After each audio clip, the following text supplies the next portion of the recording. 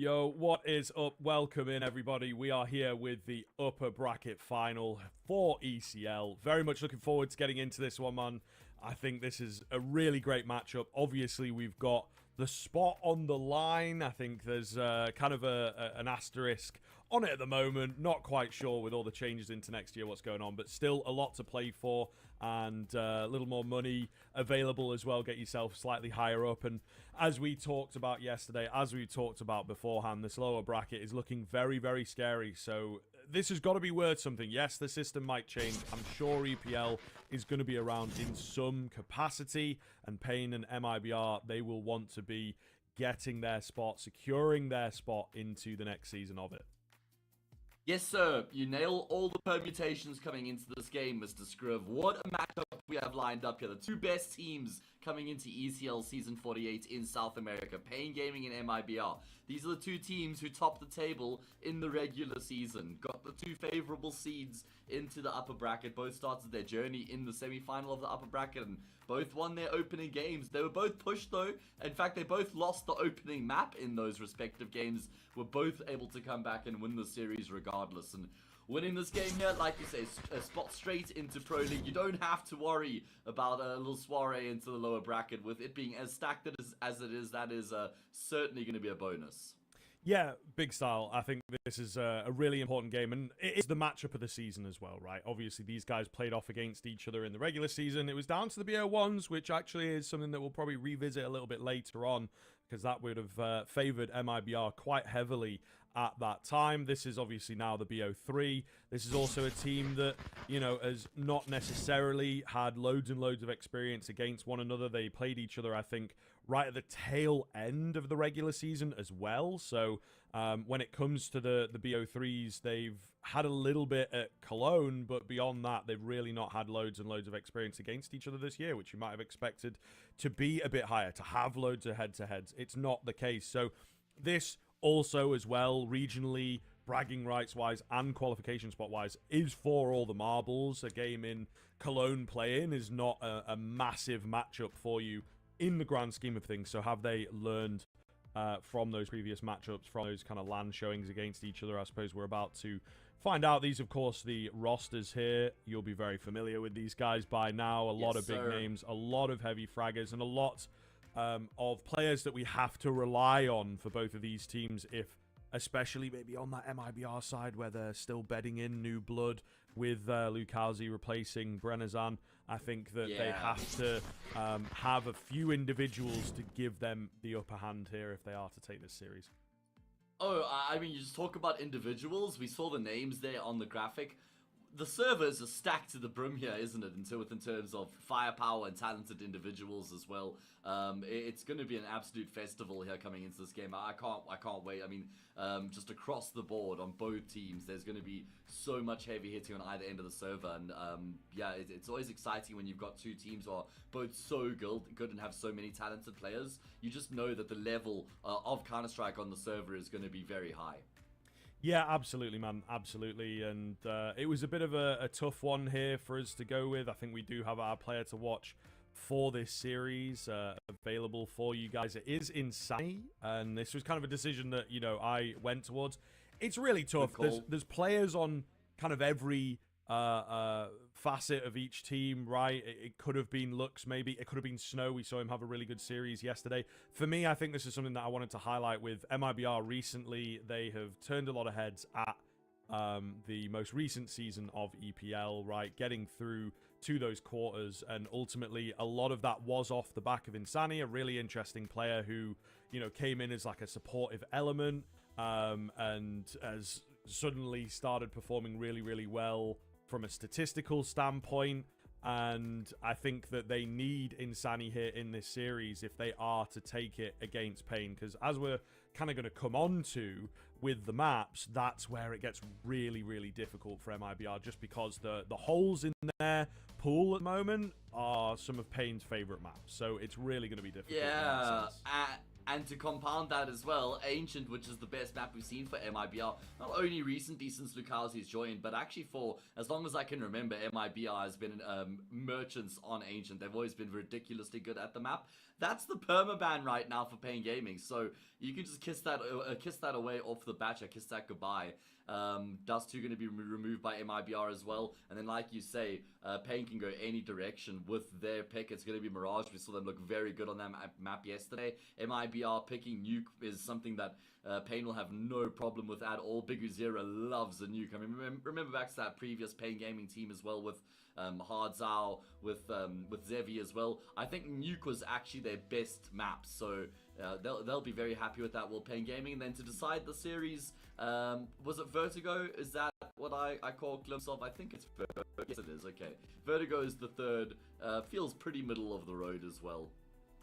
Yeah, for sure. I think that again, there's a lot of options, and both teams have kind of ended up on maps that they will be pretty happy with. I think, like you say, though, things are going to get really quite interesting, and MIBR, one of the angles is that they've got a lot to learn from, you know, getting that kind of skip through at Pro League, looking really good there, and then finishing in the top 4 as well. So they have a lot of experience to kind of draw from in that sense, and the international play is obviously something that can be really, really difficult to fend off against and get into your domestic game. But I think as well, one of the big things for me in this matchup is that they'll be ready for the Mirage. Okay, that's kind of what we have to look at ultimately as a way through into this particular game. It seems we've lost visual, but hopefully still here. I think it'll just go across to the rosters for now, but yeah, I think you're still in. Fair enough, fair enough. Just me on at the moment, guys. Just me on at the moment. Apologies for that. But ultimately, yeah, as I was kind of saying, paiN have to also, I think, have a level of knowledge that MIBR will be kind of ready for this map. And, you know, it is a clear issue that they have in their veto at the moment. Not only have we had a few teams, you know, internationally, but a lot of the losses have come domestically here. So you can't even really lean on a little bit that it's like, oh, there's like a heroic game in there and etc. Right? That they've lost out at the bigger tournaments that they've been playing in. A lot of their losses are on this domestic level, and you know, as Hayes kind of touched on, paiN have made mincemeat of them on this map previously. So you know, it's really quite a tough look, I think, for the side of MIBR going on to that Mirage, but they've had plenty of time. They have had somewhat of a break coming into the playoffs and everything to prep. Their final couple of games of the main season as well really weren't all that scary. So I think that, you know, they were looking pretty smooth in that sense, and then just able to keep the games going, able to get themselves a 5-match win streak here. So yeah, a lot will come down to this Mirage, but I think that they should be prepared for it. And it really is quite a tough one. I think that what we wanted to lean on a little bit as the duo, but I'll just sort of bring it up anyway because we both have that same idea, is the fact that we went in for this paiN prediction. But I think that only really comes off the back of, you know, the head-to-heads they've had recently, and the fact that the veto is just very, very punishable. So I still can see from the MIBR side of things their level of firepower definitely matching up, their level of calling definitely matching up. And, you know, this is something as well that I think will be really, really big from their standpoint, is how is Lukowski going to perform in this team? You know, the first big call for this guy, for this squad, and the excuse of, like, bedding him in is kind of over at this point, I think.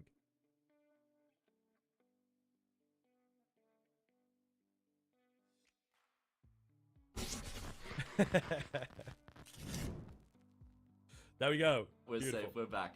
Sorry about that. I just had an issue with my webcam, and vMix then does this really weird thing where you have to unplug the webcam and plug it back in again for it to actually register the webcam. So under the desk, you know, behind the computer, which one's the webcam?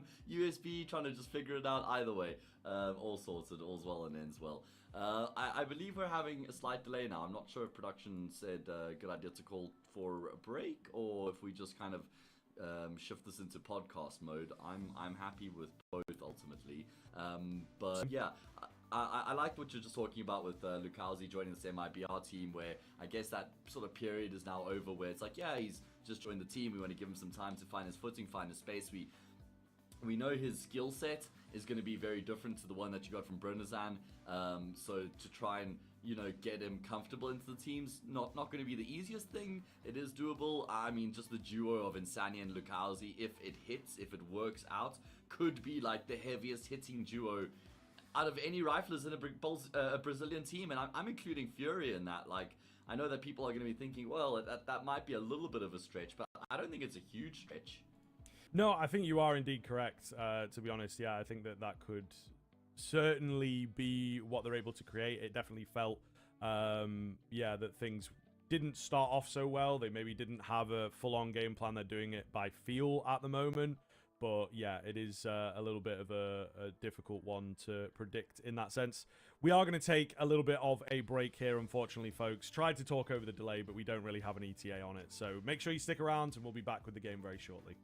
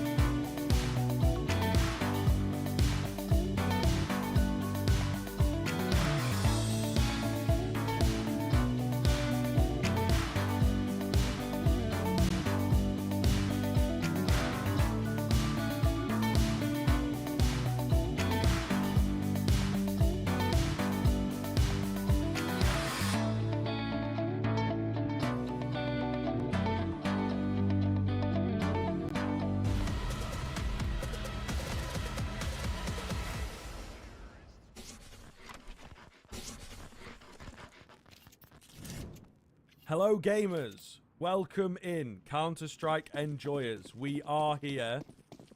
A little bit late, but we are here. Nuke getting kicked off between these two teams. Very much appreciate your patience on this one. I'm sure we're all chomping at the bit to watch this game. It is going to be straight fire, and that is exactly how Insani looks to start things. A laboured frag for him. Thank goodness the flashes are so good. Somehow he stays alive. MIBR, they wake up kicking. Kawes does his best to try and bring the CT side back into the round. Not going to happen. It's all down to the IGL. Yeah, round just way too far gone here, surely. They're already aware of the threat here. Problem is the bombs actually, I think, dropped in front of Big Uzera right now, if I'm not mistaken. So maybe a world in which he just makes us a little bit more awkward and uncomfortable for the T side. They're all just posted on angles right now. They're waiting for Big Uzera to step into them. And you can just see how much respect is being offered up by MIBR right now, knowing that Big Uzera is left last alive here. They're not taking any unnecessary chances. And, well, timing. It's all about the timing right now. He will peek back out. He's going to catch Insani looking the wrong way. And he catches Nuke jumping back around the bomb side. Big Uzera takes him a while to activate. But when he does, boy, does he do the damage. He just tucks in towards Squeaky Door once again. Safe is so concerned. He's going to go hunting. He's going to go searching. But Big Uzera tucked into the corner. This could actually lull Safe into a false sense of security. He's panicked for sure. Might not be showing it, but he really is worried because they're going to start moving forwards. And Safe with a good sense of timing. Give it 10-15 seconds before making the move. He doesn't need to rush things. He doesn't need to force that bomb plant. Wild opening into this one, though, Hayes. Exactly what we wanted. Exactly what we were expecting as well. So it looks set to deliver. I'll give you that. A little bit of a timeout coming in. That should be into things soon. I just love the way that Safe out-patiences, that's not even a word, but has more patience than Big Uzera there, because it was all about the patience for Big Uzera. This kill here on Nuke certainly did spice things up. What a game between these two teams. I mean, Big Uzera obviously been in paiN. He's a household name for the org. Been on their books for a long time, would have played many a series against MIBR. He's looking for another win over them. You referenced the fact that this team have got a couple of games they played against each other this year, and paiN have actually gotten the better of MIBR in every best of 3 that they've played this year. So, is that tide going to turn? Now would be a great time for it, right? I think once again we look to these teams and we expect these teams to be battling for Pro League for sure. MIBR, it feels... you know, I don't have the information completely on hand, but it does feel like they've been at Pro League more often than not over the past couple of years. Yeah. As that sort of South American representation. So they always do well, maybe sometimes as well, squeezing a little invite in there. Kawes with the double kill. Gets his hands onto a Galil, doesn't really do much with it. Nice actually looks, excuse me, I thought we were on Kawes there. Numbers are getting a bit strange out here, I can't lie. As downstairs, Kawes keeps it coming on 1 HP, somehow battling for a 4K here, scaring them off. Drop that bomb importantly, right? So he just needs to buy the time, get the support on the way, and I think indeed it has now arrived. Closing up the single door. Eventually Kawes is dealt with, but, you know, they've lost bomb control, they've lost the info here. Yeah, Kawes has done his job. Massively successful out of him here in this round with those 3 kills. Big missed tag opportunity there from NQZ. Big Uzera has gone down in the meantime, and that should spell the end of the round. Yeah, NQZ been brought down incredibly low. I love the attempt. The jumping no-scope from the sky will connect, but not in a fatal fashion. And MIBR with the storm against the force fire. That was not easy. Actually, just a smart decision from them to pivot down the vent when they do. I mean, Kawes did read that, but just didn't really have the health to do much about it. I still love how he puffs his chest out, though. Yeah, for sure, for sure. And I mean, you know, this is something that we are going to see throughout the game, I feel. These players really looking to get into the heads of their opponents, looking to play that mental game. There's a lot in this, in that sense. Kawes on the boost, finds the first, and it's a really great first. You know, that M4 reveals itself, sure, but now it's probably going to put the fear into MIBR that it's like, Huh, have they gone for a buy? Not expecting that so much. Oh. Lukazi was confident that maybe they had ecoed around the M4. Unfortunately, loses his head early. The whole round is now in jeopardy, it feels like. An attempt at the bomb plant. A massive nade from drop has probably slowed down the contingent towards heaven there. They're really just waiting for NQZ to draw the attention away, get this M4 in the mix, but it really is proving to be difficult at this time. MIBR handling the post plant very well. They'll go flying in, and this is where it does get a little scary. NQZ does well into the 1 versus 1 now, but surely not, because Zera's P2K brings it down to 15 HP, and we are straight out of the gates having an incredibly close game here. However, it is MIBR 3 in a row thus far. 3 in a row, and sure, the scoreline says, yeah, 3-0, clean start to the map. It's been anything but that, though. A 3v1 in the pistol round, turn 1v1. We then had a very close 2v2 in that second round. This one comes down to a 1 versus 1 as well. Incredibly tightly contested rounds up until now, and that's exactly what we've been hoping for. By all accounts, this is booked as the actual grand final for South American Challenger League Season 48. The best 2 teams in the competition, and we won a spicy affair. So hopefully it is a sign of things to come here. paiN going to be kicking themselves a little bit that they don't actually win that eco round, considering they had a 5v3. I think that massive nade in heaven actually goes a long way in bailing MIBR out, you know. Yeah, for sure. It stopped them for a second, didn't it? I think once that bomb is being punched in, I feel like they wanted to just fly out heaven, isolate the 2 that weren't being helped by the guy that was planting, you know, and just put the pressure on, but the nade stopped them. The nade maybe even just like physically slowed them as well. Cowhere's under pressure here. They're having a great game so far, and I mean, that is technically a dink, I think, just through the railing, so it doesn't really do any damage. Not quite sure, maybe the sort of bullet flash ricochets confusing me slightly, but either way, he's done very, very well in this round to keep the 3v3 alive. With control coming in, it looks problematic here.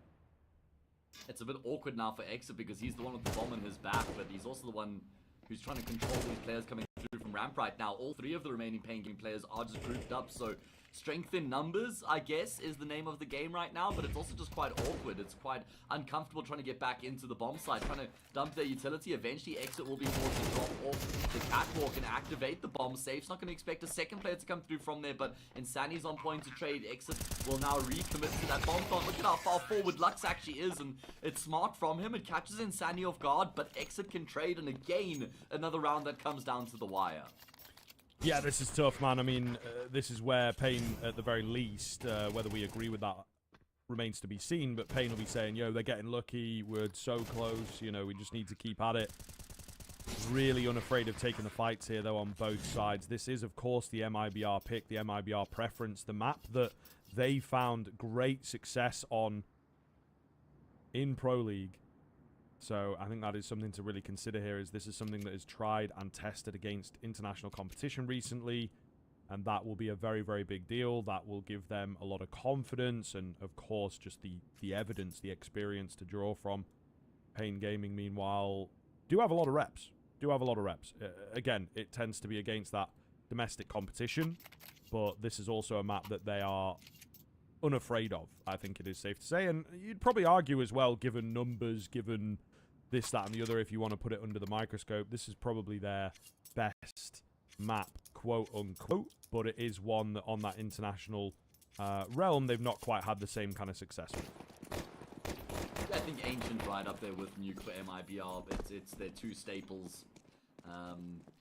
Does still play into paiN Gaming, who are very happy to play Nuke, obviously, as we've mentioned at length. Cowhere's, you just can't stop this man from fragging right now. Look at the kill counts on everybody on paiN Gaming outside of Cowhere's. That is quite remarkable.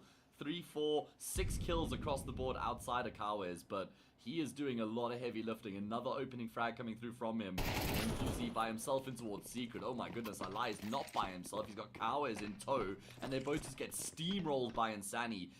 You chose to highlight him as the player to watch, and boy is he proving for that to be a good decision. Lukowski just walks into Lux's crosshair.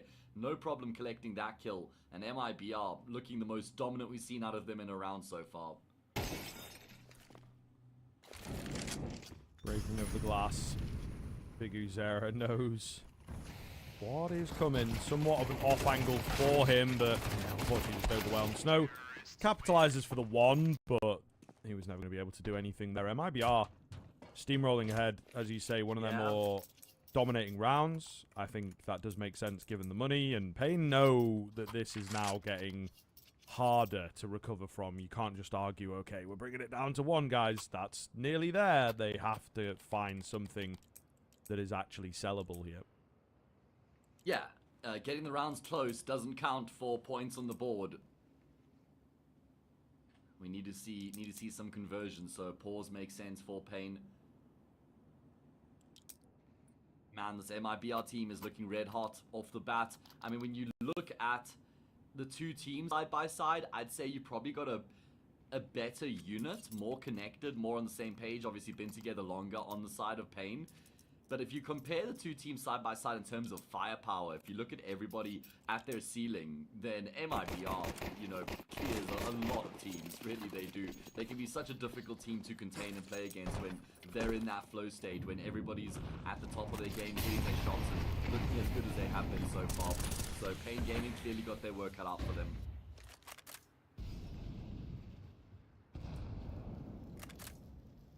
Here we go then, big round. Especially on the CT side, right? You want to be putting up a fight here. You want to be providing a good game from this proverbially stronger side. kawes, maybe not the man you want to come up against if you are MIBR. He's frightened off for now, but still a very scary prospect down on B. Drop is the ramp player on the CT side. He's going hunting here on the T side. Lukowski's also searching. He's found kawes. And they're thinking, all right, well, if we know the kawes is the biggest threat right now, let's just isolate and overwhelm him. They've got full B-side control now. A couple players have rotated down for paiN, but they're not going to be able to do anything about this bomb plant. It's going to have to be an unlikely retake. Lukowski in a forward position right now. Oh man, this is paiN Gaming in pursuit of their first round. This was a gun round for them as well. 5-0, not the end of the world, but if you can't win that round at 5-0, it's certainly over. And NQZ, has he just accepted his fate, mate? He's committed to the save. He's saying, fellas, if you're going to go for the retake, you're doing that without me. I don't know how I feel about this. Yeah, maybe a little bit strange.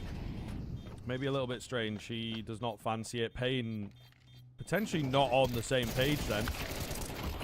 Insane attempt at the late retake here. I mean, it is going to be close on the defuse, to be fair. I don't think he would have had that looking at the bars, but it would have been really close. Sometimes, you know, those automated bars at the top are ever so slightly off by half a millisecond that can, of course, make all the difference. They end up throwing away all the guns. They end up losing the round, and that's not a great look for paiN. I think, as we say, not on the same page. MIBR, Steam rolling ahead. This is a scary prospect. That looked like a decision that was made by the individual there. It didn't look like that was a call that came through from the team that they were going to be binning the round entirely and saving their guns. And it wouldn't make sense to save it in that situation either. It was a 4v4, and you got like two players decon kind of thing, and one who's in control room. I mean, you're in a very good position to make the retake happen. It's not like you're still on the A site and you're crunching lobby, and now you have to even think about how you're going to get in a position to make the retake happen. That, for me, is not a good sign of the headspace that paiN Gaming are in right now. If they're not licking their lips at the prospect of a 4v4 retake when they're down 5-0, then I don't know how they're going to be winning rounds here, honestly. So, okay. A little bit worrying.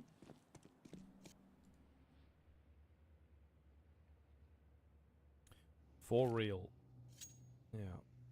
I don't know, man. They were our favorite coming into it, but it seems like MIBR, headspace-wise, are in a much better place. Yeah, everybody's hitting their shots. Yeah, exactly. That can be how it is decided on the day, really. There you go. Insani, we talked about him. Need to see the best version of him. That's a clean find on the first. Traded pretty quickly. They will maybe neglect a few angles here, but it should be all good. And just losing the one player. Very crisp. Yeah, they're looking better as this map is going on, which is a scary prospect. They've been able to rack up some money in the bank now. They're in a position where they've got enough cash such that if they lose around, they can buy up again.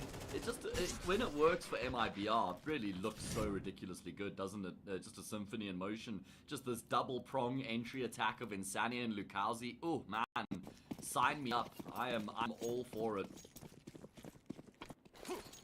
Two aggressive riflers, both just ridiculously talented. What an exciting prospect this is for MIBR.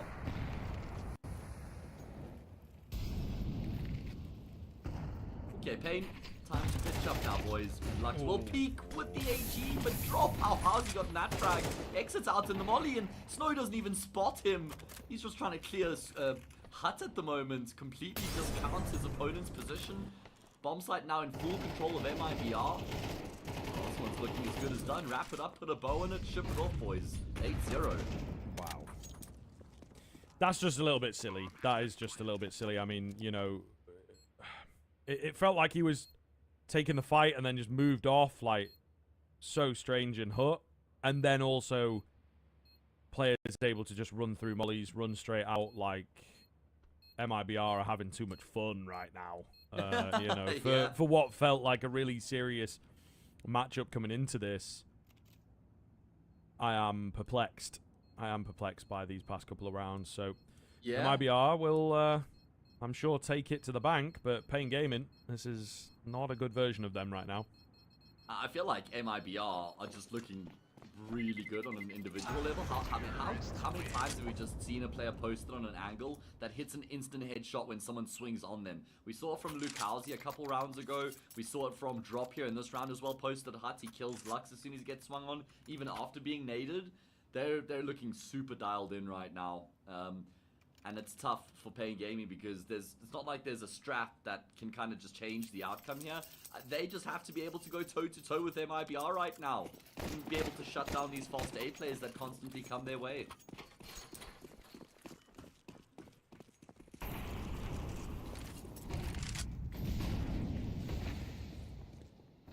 And if not now, then when? Yes, well, I suppose that is the big question. I don't know. The boat may well have sailed. True. To be honest. But any round's going to be good. Any round is going to be good here. MIBR, with a pace change, potentially expecting something to come their way. paiN not really changing much themselves. Similar kind of setup here.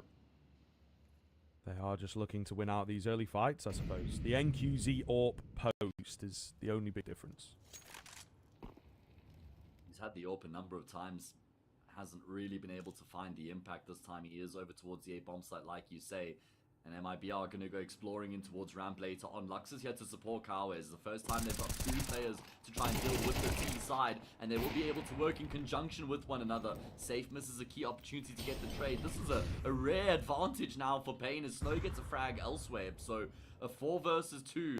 That's going to force Insanity to start to make some moves outside here, but Snow smartly repositioned into Mini, so he's in a strong spot right now. Should be no way back into this round for MIBR. I say that, but Lux has just kind of gifted them a way back. I think that they still just accepted their fate here, though. Yeah, they're just going to commit to the save. Don't think that's necessary from Lux in the 4v2. That could have unraveled things. Yeah, possible. Very, very possible for sure. And again, we do have to be careful allowing MIBR to feel like they're still in control of little bits of the round. You want to be winning something super dominant. And also, money, right? It's a big deal towards the tail end here. I think the rounds are ultimately all that matter for paiN. You know, they really, really need some numbers on the board. It is an unconventional kind of round. Unconventional setups is potentially the only thing I will give them. Yeah, MIBR I think might have said, okay, what are they doing? That's a little bit weird. But now MIBR will be a bit sharper into the follow-up. I'm going back to ramp if I'm MIBR this next round. Well, you know, it was that kind of gimmicky setup with the two-man setup towards ramp. You're not going to expect that to happen again, I don't think, for paiN, because they they stopped MIBR, they're probably going to just change things up and send Lux back to the A-bomb site. So maybe you pressure outside smokes, a little bit of pressure on the A-bomb site, and then you go back to the ramp take again, because they've had a lot of success with the ramp take throughout this half so far. Let's see, what's the plan going to be here, MIBR? What's the call, Mr. Exit?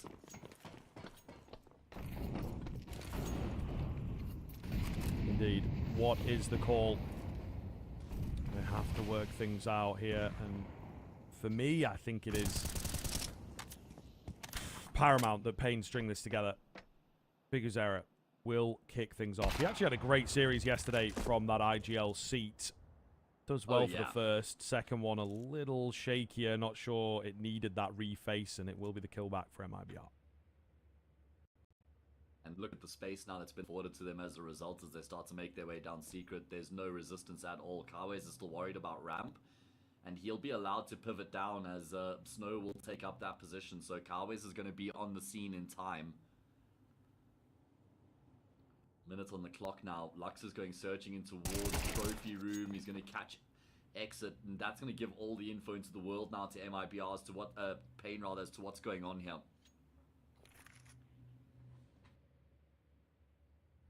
I like the setup.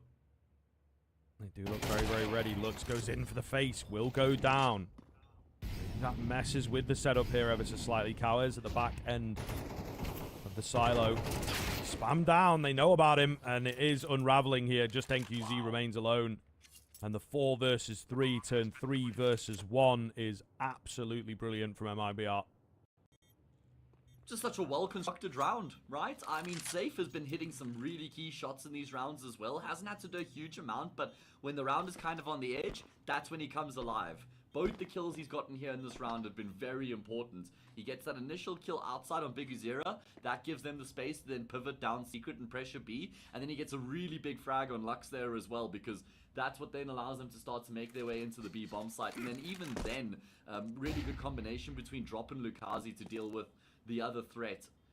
Kawes, I think spatially was slightly out of position, just exposing himself to double doors means they were able to spot him out before he kind of got the gunfight he wanted.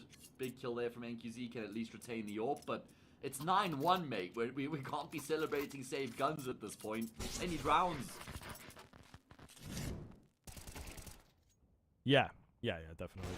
I think it really doesn't matter. As we mentioned quite a bit yesterday, actually, the difference between that 12-0 and 11-1 is really just nothing, to be honest.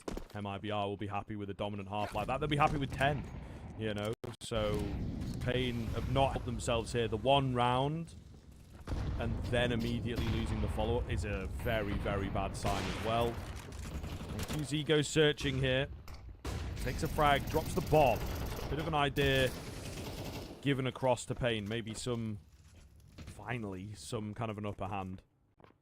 Yeah, I like that NQZ is also just fighting on the front lines with his AWP. MIBR, once again, going to fall back to ramp here. Nice flash, kind of force Kawes backwards, and Sani is tracking and tracing, so hunting Kawes down. Oh, he catches him in transition towards control room. That nade chips him down even further, and Insani wins the gunfight with Lux. This guy is Insani. Yeah, bro. We highlighted him. He might not be right at the top, but this guy's always going to be consistent, and once in a while he just has one of those absolute life maps. Not necessarily needed on this one, it would seem, but maybe into that follow-up we get him warmed up ever so slightly, and, you know, onto Mirage, I think he could be a really, really dangerous player. Bomb's gone down. Go for this. Yeah, paiN are going for it. You can't cop out 4v4 when you're down 9-1. The problem is 3 of them are trying to come up the vent, and because the player coming through from Squeaky Door's gone down, they don't have safe passage anymore. That's double digits for MIBR inside 11 rounds. Paging paiN Gaming, because they are not on the server right now. Not at all a performance they would have been hoping for coming into such an important game. NQZ at least has support there from Kawes to keep them alive. They'll survive the bomb explosion. But again, these are just small consolidation victories. They don't mean much in the grand scheme of things. And I just love how MIBR moved their way through that round after pressuring ramp, forcing Kawe's back, and Sandy goes down the ramp, you know, kills Lux, the rotator, applies so much pressure on that B bomb site, and then they just weave their way through the defense. They actually just switch it up. They go through hell up heaven into A, catches paiN completely off guard.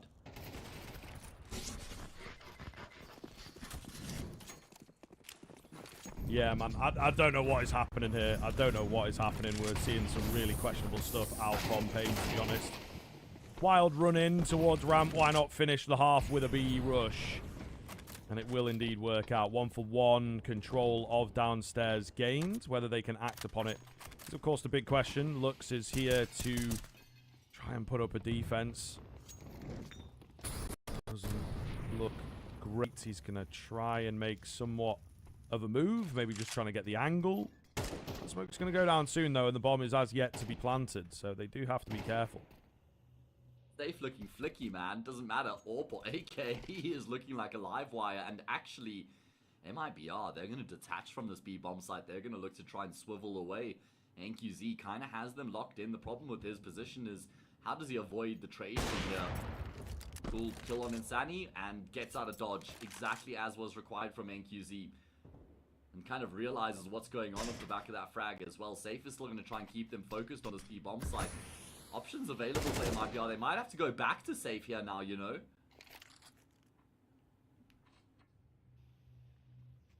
Yeah, this is a bit weird.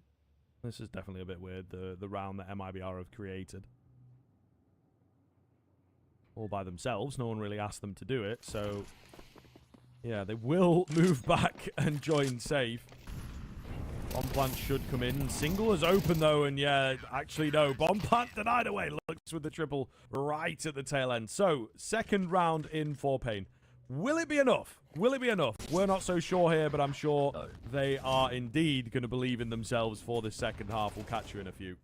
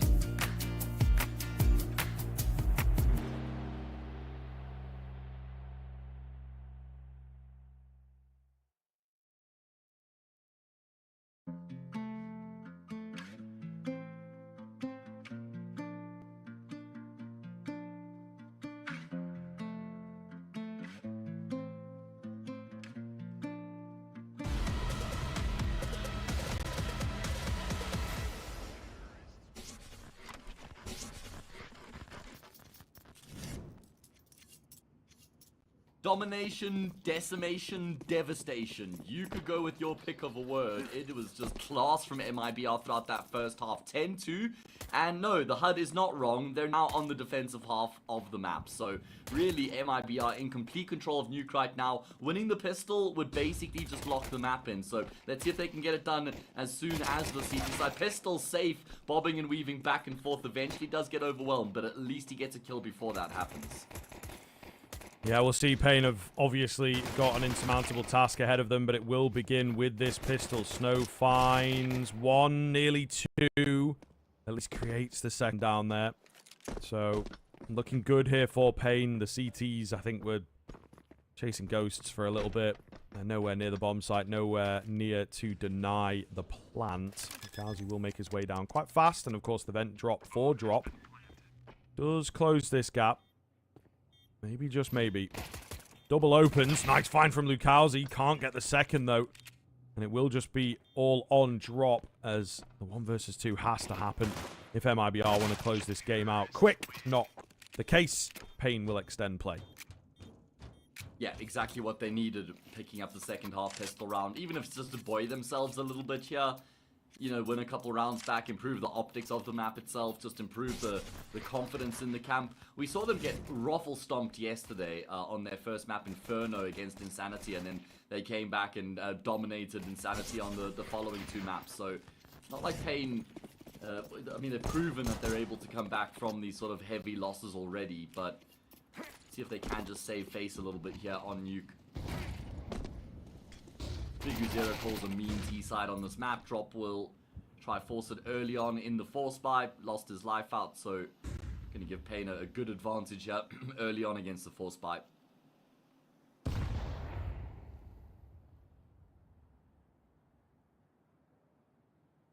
Quiet round after that first kill. Insani trying to gather info, see if anyone's hanging around the garage area. Unfortunately, they have moved down secret, and no one down there, so I think they'll hold off ever so slightly. paiN, try and keep attention on the top bomb site. The one big thing, of course, is that problem. Yeah, this comes as a crunch, as a pincer movement onto B, and unlikely to be expected is the 3-man hold at ramp. MP9 up top. They'll now start crunching forwards, and they do indeed find the kills, but it comes up from behind. I mean, great idea. If Lux had been there to help out, maybe they could have controlled the situation better. But they split off downstairs. And Sani, of course, that late presence on A, guarding outside, catches Lux in the back. And MIBR, they win the force buy. They know what's up, and they completely sell themselves on it. You know, they don't panic. They don't say, oh, what if they're down secret? We got to bail. We got to, you know, move off this setup. They committed to the setup, and it pays off. Yeah, they had to double down on the gamble there. Just go all in on that ramp stack and hope and pray paiN Gaming come in that direction. And it's a little bit lackadaisical from paiN, I would say, as well. You know, you've got the 2 players who have crossed outside. The gamble of going up ramp there was a risky one, and it costs them everything. They'll spend all their money here coming to this next round. Will paiN Gaming, Snow with the AK has already been dispatched of at least. Like to get a kill back to recover that rifle. He himself, though, is going to be feeling the pressure. Does Exit want to drop down here and force the kill? Probably did think about it, but wisely decides against it. Oh, paiN. How have you guys ended up in this position? A disaster. No utility bar, single smoke grenade as well to try and get back into the map here. And it will be towards ramp once again. This time, it's only Drop there. But Drop is such a good ramp player as well, by the way. He is a huge factor in MIBR's success on this map. So reliable on this part of the map. Got a lovely setup for this round as well. Oh, safe. Great game out from him. In comes Drop, trading off each other. Drop will move forwards now to try and end the round prematurely. Left against the Deagle. Looks good. Just can't quite guess the right side. There you go. The bullets finally land. It felt like he was going to be given enough opportunities to get it.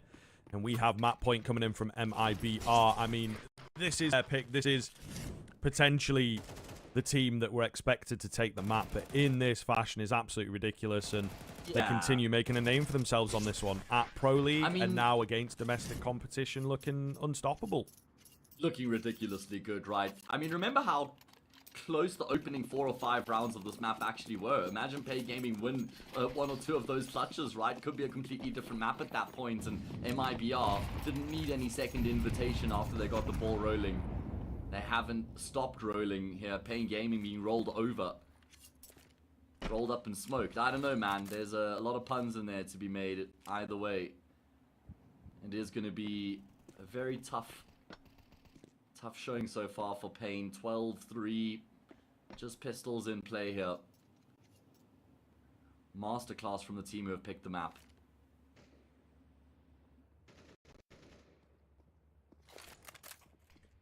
Really does make us worry for that next. I mean, paiN, we did see them yesterday, right? They were super slow to start there as well, and then they had their kind of clean punish pick. Potentially, I think, for me, their favourite map. Yes, indeed, it might not be the most played or super high on the win rate, etc., but I think they really like playing it against fellow South American teams, especially just running around, having a good time.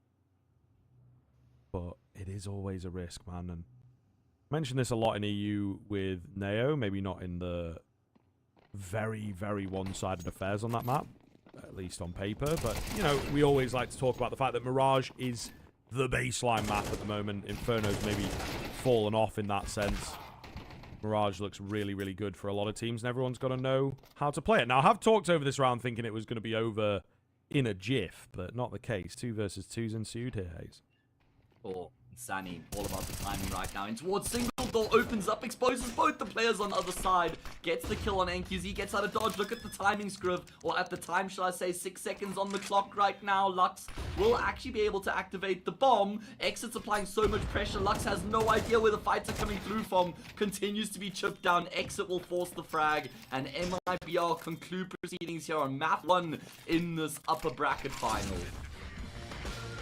Bro, it just goes to show as well, you know, that is a round that gets brought close on the pistols, on the, you know, force buy, low buy, and ultimately those are the types of rounds where you can see teams just get caught off and a bit panicked, moving a bit too quick, especially when the scoreline's like that, right? They're maybe not going to be as well drilled on the retake, but MIBR still managed to come out on top of the 2 versus 2, still managed to recover it, and it just goes to show how well they have played as a unit. Really, really impressive stuff and fantastic to see. You can look down the kind of left-hand side of your screen at the moment as we catch these final few highlights and see where those frag counts are at as well. Everybody pulling their weight. It wasn't necessarily, and I've seen it, we witnessed it a little bit, right, with like Safe just finding crazy numbers from time to time on this map.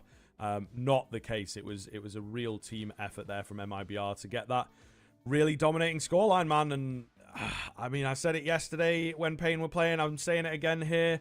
For that Pro League spot, this series has been blown wide open now. Oh, completely, man. MIBR are going to be absolutely backing themselves to get the job done. Insani was our man to watch coming into this series. And it's not like he was lights out in terms of fragging like a madman round in and round out, but the amount of impact we saw from him was very impressive. There were a number of rounds that were kind of on the edge, and Insani was the difference maker. Had some key opening kills in that first half as well. So Insani just continues to provide the value. Yeah, absolutely, man.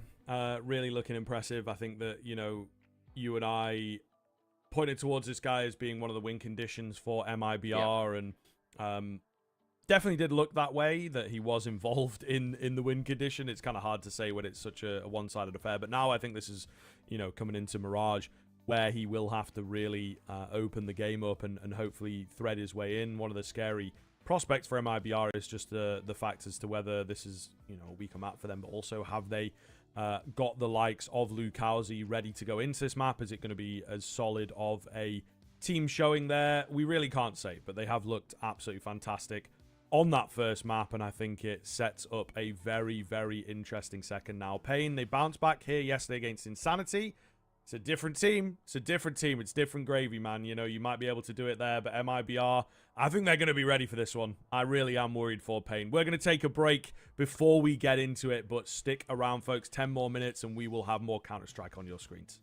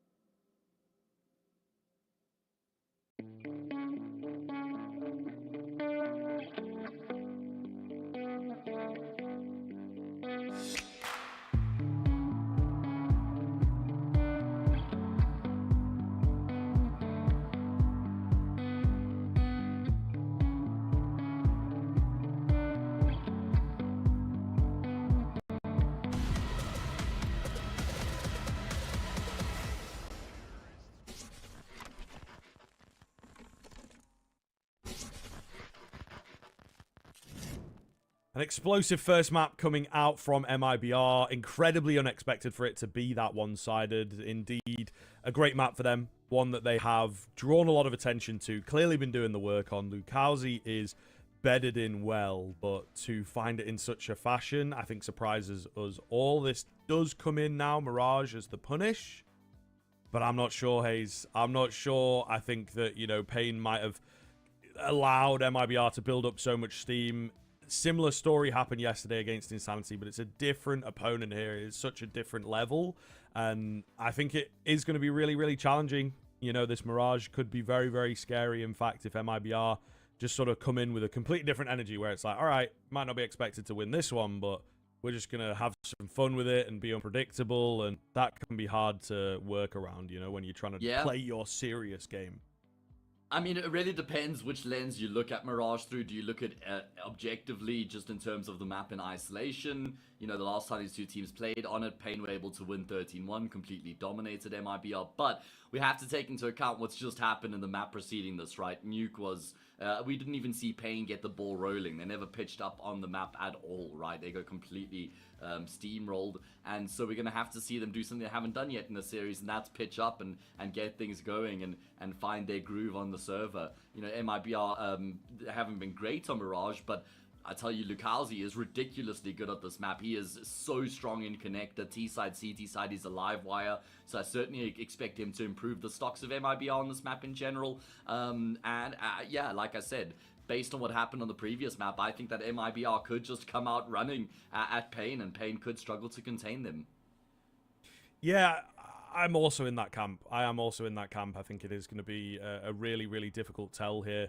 But paiN just really didn't seem to have their heads in the game. You know, a lot of the retake situations, they looked like they were on very different wavelengths. You know, casting our mind back to that sort of 4v4 that looked doable, and then NQZ was saving already, and the rest of the team still went in for it. You know, some very, very strange rounds in there where, yes, maybe in the regular season, you might be able to get away with it. You know, you might be playing against a team that even on your worst day, you're still going to be the favorites, or maybe in the case of paiN, it's like you're already secure for playoffs. You're already secure in like first place, just being flawless for weeks and weeks and weeks.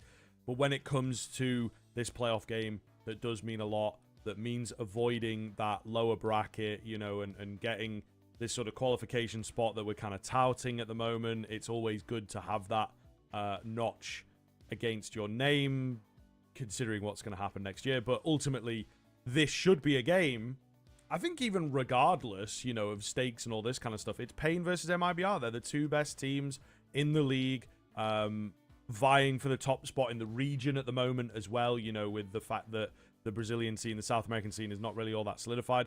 So you should be bringing your A game, and I think that they just came in pretty slow, not really having their eyes on the ball, and it has cost them. MIBR, meanwhile, complete opposite. You know, we saw it from the minute go. Yeah. They were winning these clutches. They were sort of flying in, great coordination, and everyone hitting their shots as well. So it just feels like there is one team that really wants this, and one team that may well have come in not with that same kind of energy, let's say. You know, I don't want to accuse anyone of anything that they're being like lazy and don't care, but the early rounds, it maybe looked that way a little bit, and it ended up costing them with that momentum and, you know, fighting the uphill battle. I wonder if there could be a point to be made with the lack of experience on paiN Gaming side of things. Just, they've got a couple of, I wouldn't say like amateurs, obviously, because they've been around for a while now, but at this level in particular, players like Kawes, Snow, even Lux to a degree, this is absolutely the highest level that they've competed at, and the most pressure they would have felt in any of the games that they've played in, right? It's a different, it's like breathing at this level is different, right? You know, it's like the altitude kind of thing in a way. Now you're with the big boys. You're at the top of the scene. There's no easy games. You know, playing against an informed MIBR, sometimes they can just get rattled in the server. They can get shaken and kind of get pushed to places that they haven't been before as individuals or as a team. So, you know, a leader like Big Uzira is going to be really important in a situation like this, just to keep all his troops rallied and make sure that they're all in the right headspace coming into this next map as well. Make sure that Snow and Kawes are feeling good. I mean, Kawes was the one player who was kind of able to go toe-to-toe with MIBR at the start of Nuke. Outside of him, it was looking pretty bleak. So yeah, hopefully it'll be similar to what we saw yesterday, where they fell apart on the first map against Insanity, but then they came into Mirage and they looked a far better team. We're going to need that here again, because as you've spoken about, that lower bracket, I mean, obviously you go straight into the lower bracket final. You're playing against probably either Bestia or Red Canids by the look of things at the moment, and that's not going to be an easy game at all for a spot in Pro League. So best avoiding that game. Yeah, absolutely, man. You know, you really don't want to be risking it at the end of the day. And look, I think from a logical standpoint, this should ultimately be paiN's map, just with how the stats look and the fact that they are just really proficient on this one. I think, as I said, yes, it might not be up there in terms of all the raw statistics as compared, funnily enough, to Nuke, but Anubis being the other one. I think that this feels a little bit more like their favorite, at least within the region. It's a bit harder to play against European teams for sure. So as we get into things, paiN on that T side need to hit the ground running. It's an overused phrase, but it is absolutely true here, because this team gave us nothing to be happy with on Nuke, and this is supposed to be a bit more of a playground for them. A quick move towards B? No, it seems like just faking out some info. Bit of a bait and switch setup being employed right now between Drop and Safe, and Safe doesn't hear any further pressure or presence. Is he compelled to maybe just peek down the line and see what's actually going on in apartments? Feels like paiN are just playing the situation right now after pressuring B early on, waiting to see if there's any response from the CT side. Do they push ramp, pressure middle, maybe try and go lowers? And then once MIBR haven't made any more moves, then paiN will start to scale their way forward here once again, making their way through lowers. Safe needed that kill every day of the week, won't be able to, but the pressure now shifts to the opposite side of the map. Insani trying to just pull away. Oh my goodness, everywhere he looks there is an opponent. Not looking good for MIBR. Kills roll in all of a sudden. It was on the knife edge for a moment, but the Glocks take over. Drop on his kit. Armorless USP is going to attempt to save here. Even that is under threat somewhat. So we saw a lot of the mental game with how MIBR were relentless with the hunting, relentless with the clutching and all this kind of stuff. It seems like paiN are trying to employ some of that as well. A heavy hunt here in the pistol to deny anything into that next round will give them their first, but also I think is a fresh slate for them here on Mirage. Yeah, it's a good pistol round one. Will help put the demons to bed with what happened on that previous map. Well-constructed pistol round as well. Winning out some important gunfights. Felt like MIBR just never had a favorable gunfight there. After Safe whiffs his shots in apartments, every single time a player tries to take a fight for MIBR, they end up fighting with at least two players. So good teamwork there from paiN Gaming. Buddy system works out. Now they'll play against the 4-spy. Saw them lose to the 4-spy at the start of the second half on Nuke. Can't afford for that to happen here on Mirage as well.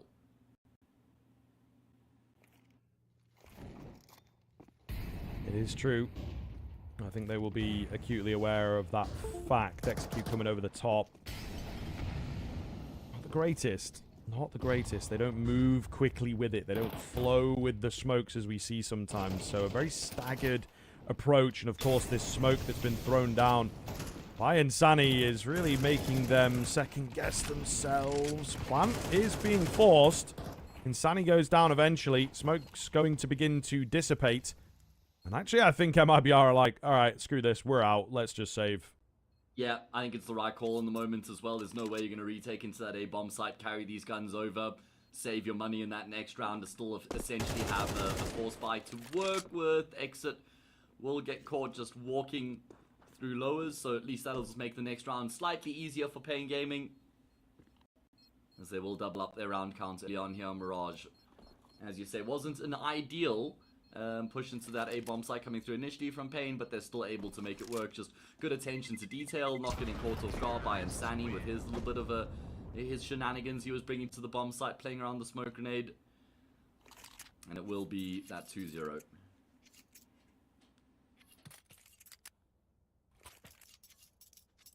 See, Trav caught me in the act here, Scriv. Oh, yes. Caught me with another co-caster. I'm sorry, Trav. I promise it's not what it looks like. Well, you know, Trav and I have had a few adventures in our time. So. Oh, wow. So what you're saying is this isn't the first time that Yeah, it's me. something like That's this is the problem. happening. Yeah, okay, all right. We've got the common denominator. Fair enough. Yeah. All right, well, as long as we're all sharing, it's okay. Yes. Counter-Strike enjoyer Trav, though. Good to see him out, of course. And you guys going to be covering the final, I believe you said? Yes, yesterday? sir. Yeah, we got the best of 5 final lined up, which is always exciting. Won't be too much trouble here, right? You'd hope. Drops around the first and the second and the third. You spoke too soon. You spoke too soon. Maybe the trades will be back here. The weaponry's not too bad from paiN, but it is just ultimately the numbers. And I mean, it's ultimately drop, killing everybody. So a great idea from MIBR to save in the previous. And I think, again, they know this kind of game. It's so tense, so nervy from both teams. Just keep that pressure on, and eventually something will crack. paiN, too predictable. Big Uzera, of course, trying to use his brain. He loves a good clutch here and just trying to outthink his opponents. Unfortunately, not quite working. Nobody moving. The nade doesn't make it deep enough. He reveals himself, and Drop will get the ace. That's a big old ace from Drop. Really, really, really key round for MIBR to steal away. Essentially an eco round, right? Sure, they carried over 3 sets of 4-stop weapons, but they really didn't have much to work with. I love the setup in that round from MIBR as well. You just roll the dice in a round like this. You have to go for a gamble. Stacking up the A-bombs, that works out perfectly. Fighting in conjunction with one another. Drop does so much with that MP9, just flying around the bomb site. He's 6-1 right now. Scriv, he's the only player with kills on MIBR right now. That is insane from Drop. Yeah, unbelievable. Not something you see every day. Maybe not even something you see every month in this game. Immediate timeout, though, from paiN. You've got to respect it. Again, just speaks to that undertone here of, like, it's such an important map, right? Obviously. But I think also it speaks into this thought process that you and I had of, like, MIBR could take this. MIBR could have been doing the work on this and whatnot. So paiN are not taking any chances. I think they feel that as well. That it's like, this map could go against us just because we've got the stats, just because we've got the numbers and, you know, some decent games on it recently doesn't mean that this is a surefire thing. And I think, yeah, they're maybe a bit worried. Maybe in the break they've done a bit of asking around, like, yo, have you been scrimming MIBR on Mirage recently? Like, what's been going on? Can you help us out? That's a really early timeout from paiN. Yeah, it is. You're right. I guess it's just to make sure they keep their heads and they don't let things slip after losing to a round of that nature. Problem is, look at what that does to their investment coming into the round immediately afterwards. Pots and pans being forced together. Very light on utility. Lose this 2-all anti-eco for MIBR in the next. So this one carries a lot of weight for paiN Gaming. Lux has been able to come through from lowers completely undetected. Catches Lukowski. Forces the fight on Insani as well. Lux has done the most yet to completely unlock the round for his team. And we're frozen for a moment. Don't know if that was just on my side. Either way, we're back. We're back in time to catch Exit. He needs a multi. Has to do it all, and he's only good for the one. Goodness me, seems like the CSTV it was happening for me as well. Didn't want the round to end, the round to go against MIBR. Drop saying the same. He's left in this 1 versus 3 situation. Brings it down to 2. He's got the info. He's got the info. He just needs to obviously land these shots, and it's not going to be easy at all. Flash comes in. Again, no movement. I don't even know. It kind of feels like, as, you know, NQZ, is he disconnected? He's just staring at the wall of triple. Not a single step being taken. No, he is here, but yeah, just playing it incredibly safe. No info, no look towards stairs, no, oh, I might be able to get this kill. They need it. See what's happening. Yeah, exactly. It's just so key from them. Really well played.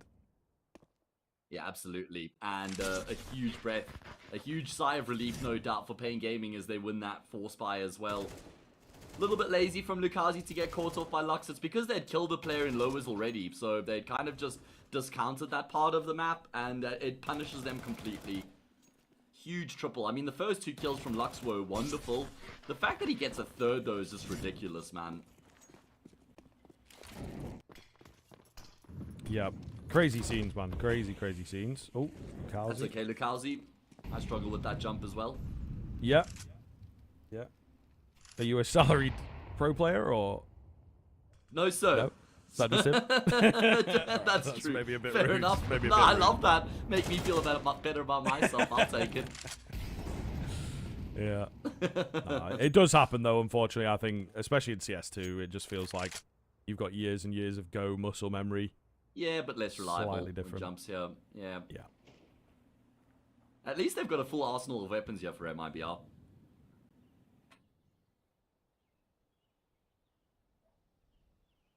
Actually has become a pretty quiet round, pretty slow round. paiN feeling things out, walking up connector, really, really cheeky. They didn't have any smokes down. They didn't have any kind of flashes to set themselves up. So that is a dry walk up middle, see what we can get away with. And it's absolutely ridiculous. Still not over quite yet. Safe is here with this AWP. Big kill from Drop. That was the man that was closest to the site itself. And he's able to bring it back down to an even situation. Bomb's been forced to move away. They've read this quickly, so MIBR maybe on top of things here.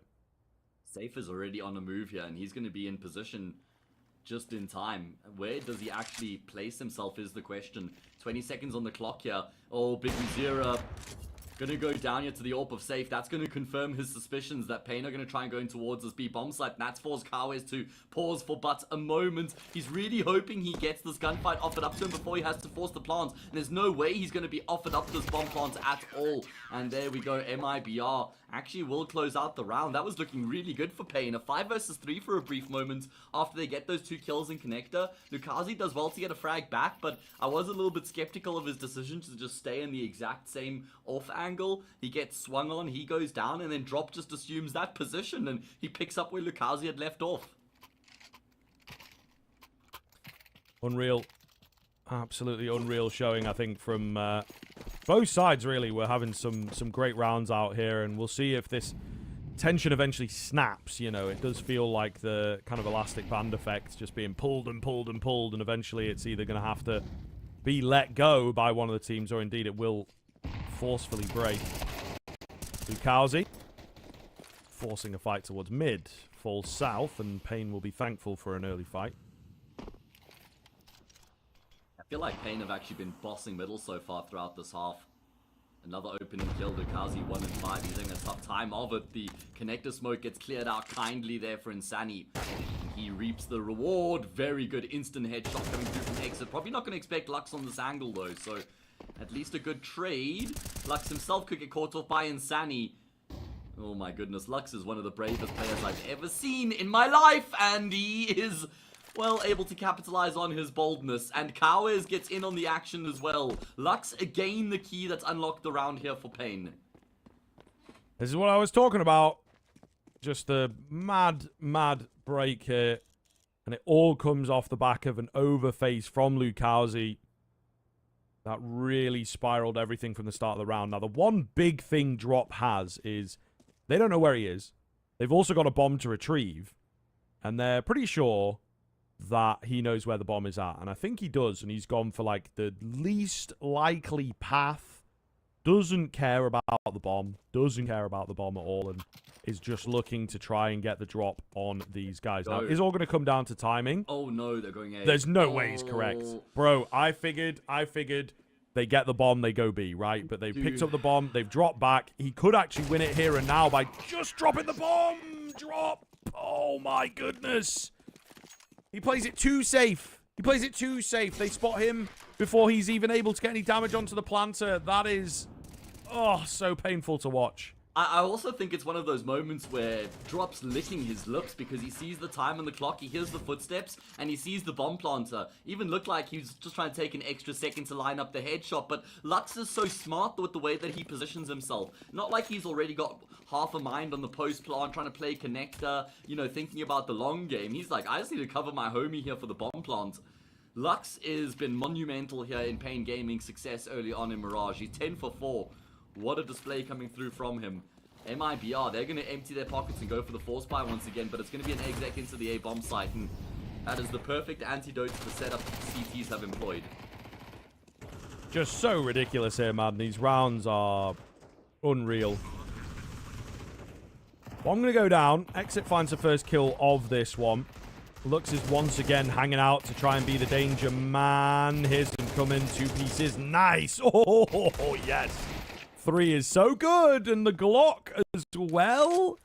Bro, just as you brought him up, this guy impresses with an insane little 1v4 exchange there. You figure surely got to go down after the first 2. Surely. But no, they can't take him. They can't deal with him. He's unkillable. Go on. Give him the ace. Come on, Lux. He's so low, though. That's the problem. He's dropped his gun. Oh, no. He's thrown his gun away. And you'll still get the ace anyway. Lux, what in God's name is that? That's ridiculous. All 5 kills. It's the second ace here on the map. Nothing lucky about that. That is just all Lux. Yeah, this is just getting out of hand. To be honest, these rounds... Unreal. We've had the drop ace, we've had that ace, but we've had like the 4v2 of the previous round. Like, what is happening here, guys? I think the one-sidedness and the chaos of the first map has just lived on in this one, but MIBR less comfortable from an instinctive standpoint, so they're the ones that are making the mistakes this time around. 6-2. And we had it yesterday where it was a blowout on the first map and Sanity just destroyed paiN, and then paiN gave them a taste of their own medicine on that next map. We had a 13-5 on both occasions. Could we see paiN just demolish MIBR here as well? I don't think so. Not with MIBR looking as good as they did on Nuke, and you can see the individuals are showing glimpses here on Mirage right now, but MIBR will certainly need more than 2 from this first half. I'm thinking like 5 at the bare minimum here. Is there a... Yeah, you would expect so. There's no way they win this round, though, right? I know it's 4v3, but there's no kit. Said it. Still 2 USPs. I know. I've done it already before in this half. This time I'm extra confident, though. They are a bit disjointed, to be honest, and also can't find the bomb, which is kind of hilarious. But yeah, it obviously numbers were there, but they had like 1 guy connected, 1 guy flanking, 2 guys on site. It was just a bit all over the place from the MIBR retake contingent. Maybe even an argument to just save the AK into the next round, you know, but not what they go for. Absolutely wild ride all over the shop. paiN Gaming starting to steamroll ahead. This is the important round if MIBR are to stay alive in this first half. Yeah, exactly. This is the gun round that they need to put up. See if they can make it happen. Nice play coming through from Safe there. Clears out the sniper smoke, and he takes down the primary threat. Lux has been eliminated. Is that the key to winning the round here? We're going to find out. Now the rest of paiN Gaming going to have to show us what they're capable of. It's been the Lux show up until now.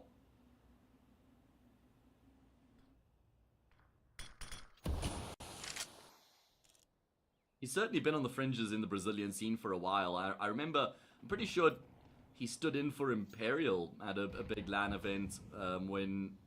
Was it when Fallen was still playing for Imperial? I know that he's been a player that has been on the books for a while. I have to go and check it. I'm pretty sure he stood in for Imperial at a point, though, at a big event. Either way, it's still an important round here. I can draw back to that conversation a bit later on. paiN Gaming look to try and work their way into the safe bomb site. In the meantime, Exit's flanking through Palace, but NQZ kind of has an idea this could be happening right now. Oh, it's such an awkward fight, though. Yeah. Yeah, that is And what do they do? Because they were going to try and go back to Big Uzero on the B bomb site. He's gone down, so now have to go back into A, but... I mean, it's so tough. Player CT, player Palace. At least they've got the knowledge of these positions. Okay. Bomb going down. Oh, God.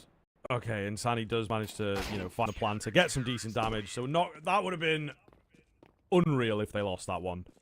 Not gonna happen. Not gonna happen, thank goodness. I don't think my sanity would have taken that very well. But, yeah, paiN, we talked about MIBR disjointed round in the one before that. I think they have a bit of that themselves, unfortunately. Just sending a few individuals off on their own. Not really backing the ideas. Not really... all that well thought out, but still plenty of room to work with. Now, this is a really heads-up timeout. Really heads-up timeout. You've just been not necessarily gifted, but, you know, rewarded with a round for your own patience, your own bravery with a bit of pushes. paiN have made a few mistakes, and they want to capitalize on this opportunity. We see so many teams at this level of the game in particular take timeouts that are in a losing position, right? Or in a position of, oh my goodness, what is happening to the game, right? MIBR have just won one. Yes, they're still down by rounds, but they're like, okay, what are we doing now? How do we get the next one? And I think it's important because if you only use your timeouts in losing situations, then it creates a connotation where every time you pause, it's like, damn, if we're pausing, it means that things are going really badly. You've got to have some depth in terms of how you use your pauses. I was going to say NQZ has a really good chance to find an opening frag, but it's just going to be a tag onto safe. And Big Azira actually going to be the first to fall, and Sani forcing that fight in lowers comes out on top.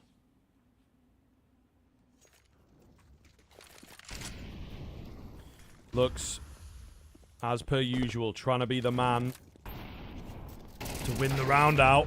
Hiding in the smoke. Gets the kill. Okay. Not going to get another. I've seen him do it. I've seen him do it, guys. So, you know, definitely is possible.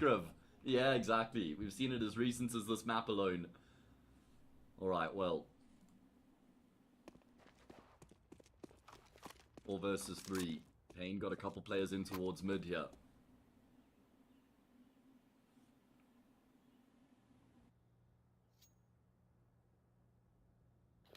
Quieten down as paiN look for a window to present itself. Might come in the form of the B-bomb site. Unfortunately, too uncertain here. 30 seconds left. Smoke going to come over the top. Flash to back it. It's not the best, is it? It's not the best.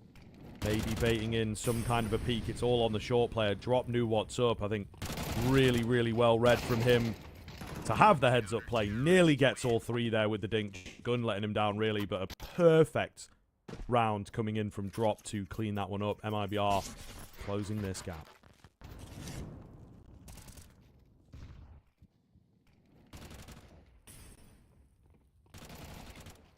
Yeah, they've definitely been able to wrestle their way back into contention here on Mirage.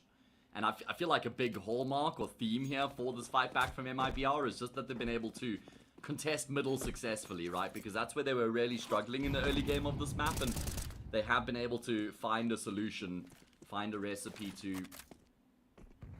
make life a bit more difficult for paiN. Should be able to get that 5th dimension. For me, 5 was the bare minimum for MIBR in this first half, and that's going to be realized pretty easily here, I'd imagine.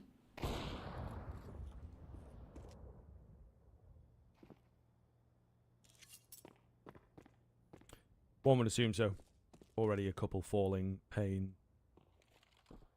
kind of in pain in this round, really. It's been a very back and forth game, very fight heavy game. This feels like the first full eco we've had, where there's not been one gun or a few deagles. But yeah, the first full on eco. If they can even find anything, then I think they'd be pretty happy. Oh, there you go.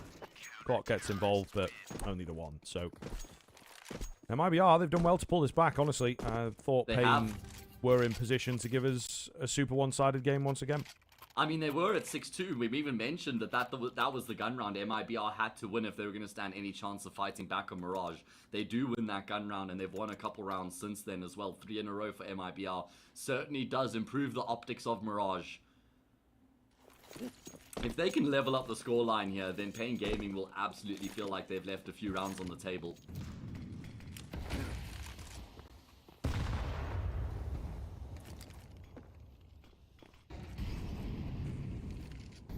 Alright, here we go. paiN Gaming, unfortunately, moving a bit slower once again. MIBR have changed the game up, able to get in their face, able to get mid-control for themselves. Such an area of contention early on in this half. Insani spamming away, eventually gets the head of Lux, the danger man. 18-9 still. Incredible scenes. Snow doing well for 2 here as they burst out through ramp. Surprise factor coming in. Another player on A, though, is unexpected. Insani does well on the rotation. He knows there's got to be at least one more. But where is this 3rd player? Where is this unaccounted guy right now? NQZ trying to slip the net and go B is absolutely mental. I don't know that they necessarily confirm the bomb, right? So they might think that the bomb is actually headed B or something. What is going on? This game state is Oh, the timing. It's all about the timing right now. You look at the minimap. This round is in a very interesting position right now. Drop is going to drop that bomb carrier. Big Uzera with the timing. Oh, he's been spotted. He's been seen. And his massive element of surprise has now been flummoxed. It's going to be a flash high into the sky for Drop, but it doesn't actually go far enough. Big Uzera has a quiet half, but wins a vital 1v1. 7 is what paiN muster. Is that enough?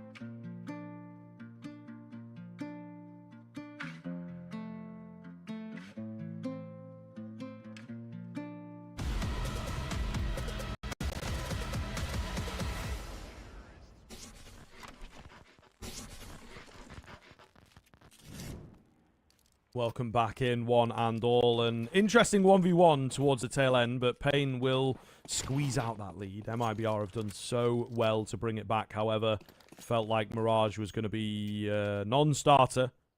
And their CT side did manage to get off the ground ever so slightly. Now on to the TN, though. This is where it gets challenging.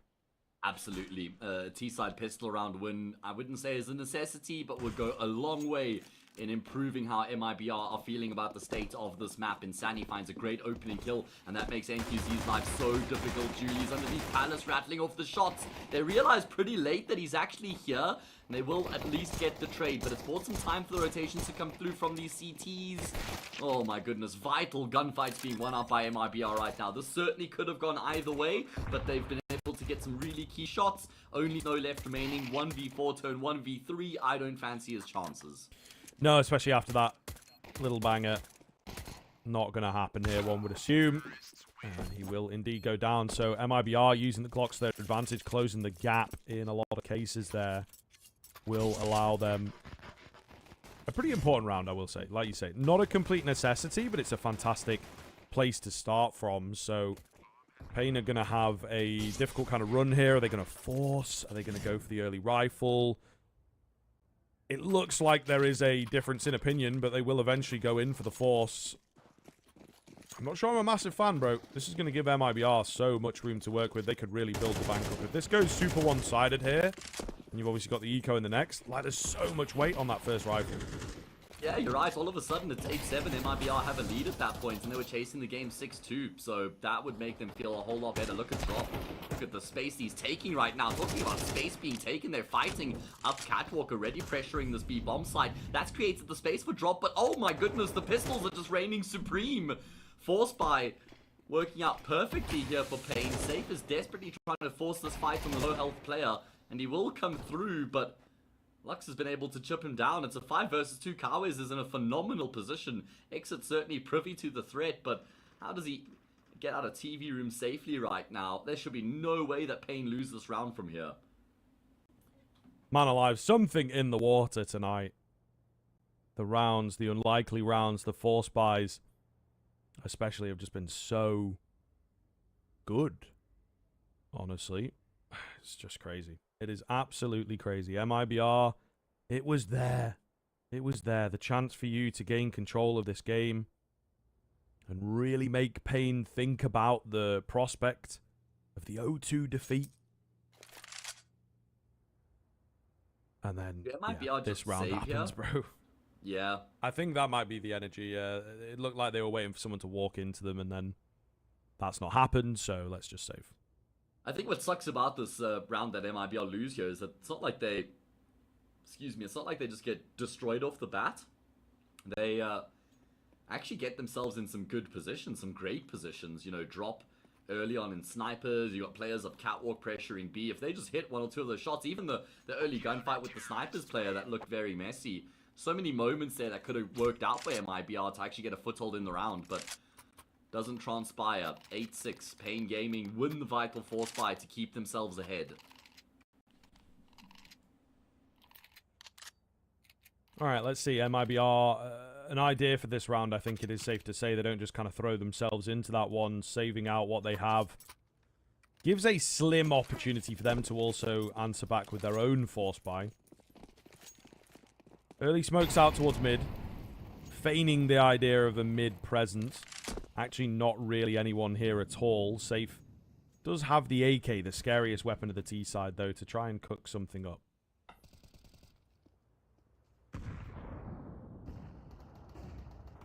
Yeah, they're going to require a massive shift out of him and Exit here. And Safe is creeping his way up connector right now. Oh my goodness, at least he still does get a kill for his troubles after being spotted out. Just trying to reposition, but very awkward angle in that gunfight. And the kills just roll through here for the CT side. Eventually Drop gets a frag back, but he only has a Glock. And he is no longer destined for this world. paiN Gaming take a big step in the right direction as they win against the Force. Go up 9-6. Now they play against an Eco. Double digits ripe for the taking. And their map in complete control. Yeah, I think so, man. I think so. MIBR might just have let it slip through their fingers with that force by loss. Unless they're able to put up a really incredible T-half once the guns come out. Once the sort of normal, quote-unquote, Counter-Strike begins. Yeah, I don't know, man. We haven't hit that point yet on Mirage. Yeah, exactly. We're in the game at all. Yeah, true. Even that large. It has been all over the shop so far here between these two teams. We expected a super hotly contested affair, and it hasn't really lived up to that so far. I guess Mirage has been fairly back and forth. Of course, Nuke was super one-sided with MIBR dominating proceedings there. Vertigo looking increasingly likely at this point.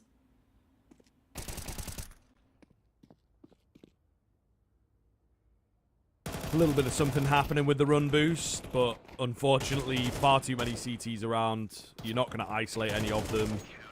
They're going to isolate you, so a flawless anti-eco there. paiN hit the predicted double digits. They do so well. And now MIBR, they've got to show us something. They've got to give us something to make us believe in the potential of a comeback here, or indeed, as you say, the Vertigo looking more and more likely here. It's all on this next gun round for MIBR. They have to win this gun round here. First of the second half. Lose this gun round, you write Mirage off at that point. What's the plan going to be? What is the call from Mr. Exit? Looks like it's going to be a standard default coming through from the T side. Not the case from paiN though.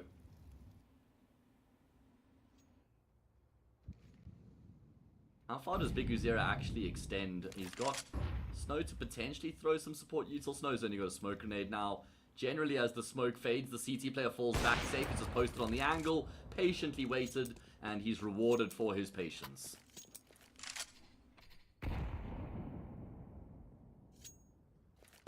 Could be big.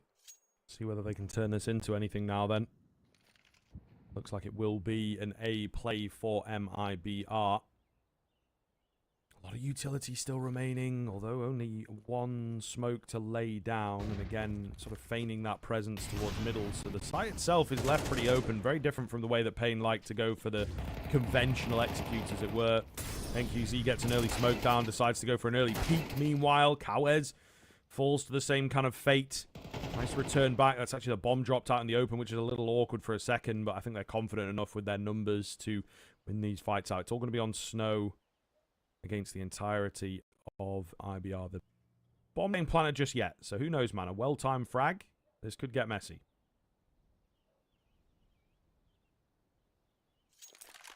Yeah, I mean, Snow still just remains in position undetected. Shouldn't be able to deny the bomb plant from here. They're just waiting for Lukazi to clear out CT before they actually commit to the bomb plant itself. So just crossing all their T's, dotting all their I's. Snow's now been spotted, and it will be safe to finish off the job. 10-7, MIBR do win that all-important gun round, and they do it in some dominant fashion by keeping 4 players alive. So that'll be a healthy boost to their economy. Plenty money for paiN Gaming to invest in this one, probably even some change in the bank afterwards. MIBR still a long way back here to contest Mirage, but at least they're able to win that first gun round. And you know, when you win a default like that as well, it also just boosts the confidence of the team. It's not like it was a gimmick little pocket rocket strategy where you won the round. It's reliable, it's sustainable.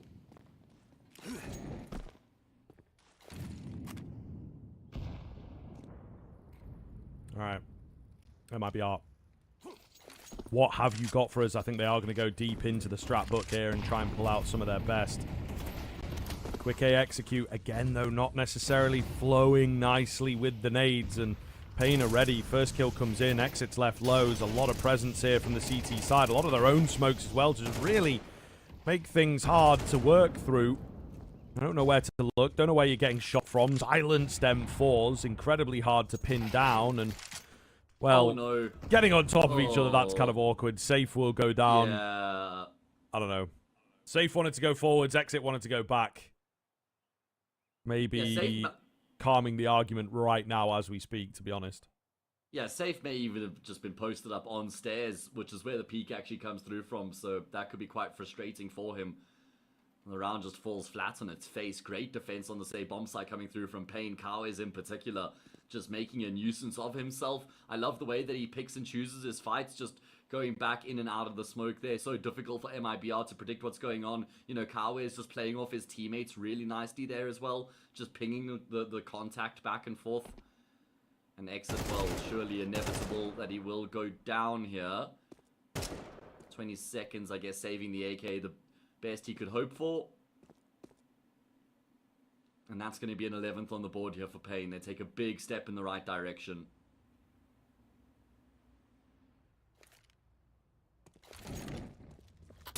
Oh. All part of the plan. It's all good, man. It's all good. He gets the AWP. That's all that matters. That's all that matters. That's all he came for. And he got the AWP. So there we go. Ignore the rest. Exactly. Successful round.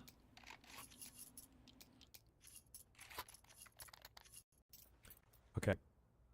What more of MIBR got to show us here, I think, is the key question.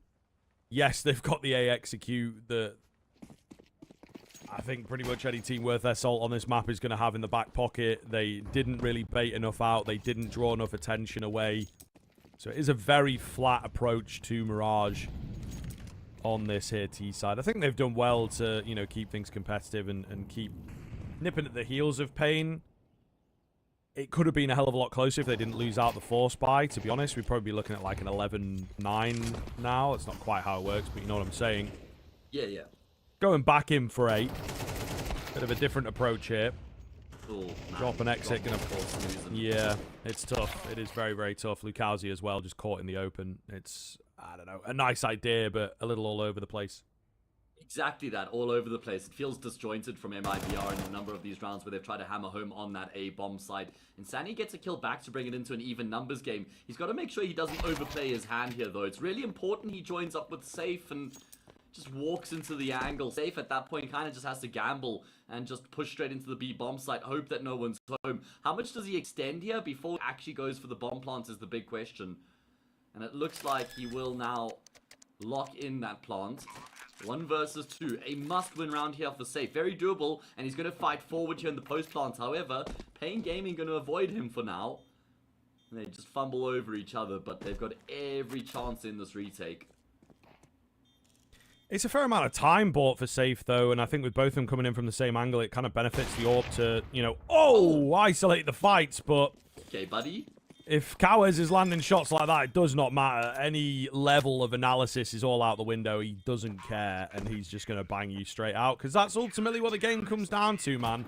And that's what that clutch comes down to as well. Yeah, I feel like the classic Mike Tyson quote obviously gets used and thrown around quite a lot in Counter-Strike, but it really does ring true in our esport, and that's that you can have any plan in the world until you get headshot, right? Basically, you can have any plan in the world until you get punched in the face, and so... It is one of those things. 12-7. At least a bomb plant for MIBR gives them a little bit of extra money coming into this next round. But paiN have got 5 opportunities to close their pick out and take us to Vertigo. Keep themselves in contention for that spot at Pro League. Getting it done through the upper bracket. The most ideal. I like that from Big Azera. Clears the edge of the smoke out. Doesn't peek off, but immediately swings back into it. MIBR put all their eggs in one basket as they barrel in towards this B bomb site and they trade evenly. Oh, nice catch onto Snow. That's maybe the big one, to be fair. Big Azera through the smoke. Thought he might get spammed down. Okay, Slukazi hiding out, trying to find the timing. I mean, it's a crazy peak. It is a crazy peak in so many different ways. It might just have allowed paiN to get back in and take this one over the line. Big frag from Exit. His position now known. Drop trying to thread the needle. He does so for 1. Reveals Kawes. Still not out of the woods quite yet, though. He's got all the info that he needs to pull this off. And that Molotov is nowhere near the bomb, my guy. He's only tapped onto the bomb, however, which could be a bit of a difference maker here. Drop. Not peeking just yet. Trying to get the timing. Kawes going to find him. And it's just so panicked. And they do manage to clutch it up, bro. Oh my god. It's so crazy out here right now between paiN and MIBR. All convention out the window. Lucasi. What is going on? What is going on, bro? The peak as a concept is not great, but also like the mechanics of it is just so lazy. He doesn't shoulder, he doesn't jiggle, he just runs straight into the angle. Like it's wild here from MIBR in places. It certainly doesn't look great. Lucasi had a very tough time of it across the board on Mirage. Really was never able to get into the map itself. paiN Gaming, what a display coming through from them. Kawes was so cool in the clutch as well. Just holds his nerve. Drop, never really able to make it work. And that is going to be us going the distance. The third map required. Vertigo will be the final map here between these two teams. paiN Gaming, I mean, Mirage certainly could have gone either at moments there. Felt like there were some really key rounds, and paiN Gaming were able to win them out consistently, especially that force buy in the second half after they lost that second half pistol round. That was the really key round, I think, that paiN were able to win to really set them into the ascendancy. Yeah, gave the tone, didn't it, into that second half for sure. And I think MIBR, maybe at that point, we're a bit like, okay, we'll give it our best shot in the rifles, but we know that this is not our map, and look, not on our side either. So, yeah, it might just have to come down to the third map of Vertigo. Look, man, coming into this series, it definitely felt like it was going to be a 3-map affair. I think that we spoke about the MIBR pool. We spoke about its kind of lack of depth at the moment. In a way, I don't know whether they'll be able to, you know, not necessarily ever, but in the near future, repeat the performance of Pro League, just because so many teams sort of disrespected them on their Nuke, and we've seen what they did against paiN earlier today. When it comes to an extended map pool, when it comes to, you know, them playing off against some heavier opponents, they then struggled. You know, they really checked out the semifinals quickly. That's no mean feat getting to the semifinals of Pro League, but I think that this is still going to be tough now. Moving into Vertigo, paiN have woken up a bit. Still a messy game, but Vertigo is another great map for them, especially on this domestic level. So a lot of conjecture, a lot of question marks. Can MIBR bounce back is our question of the day here. But the third map is indeed required. We will see you in a few.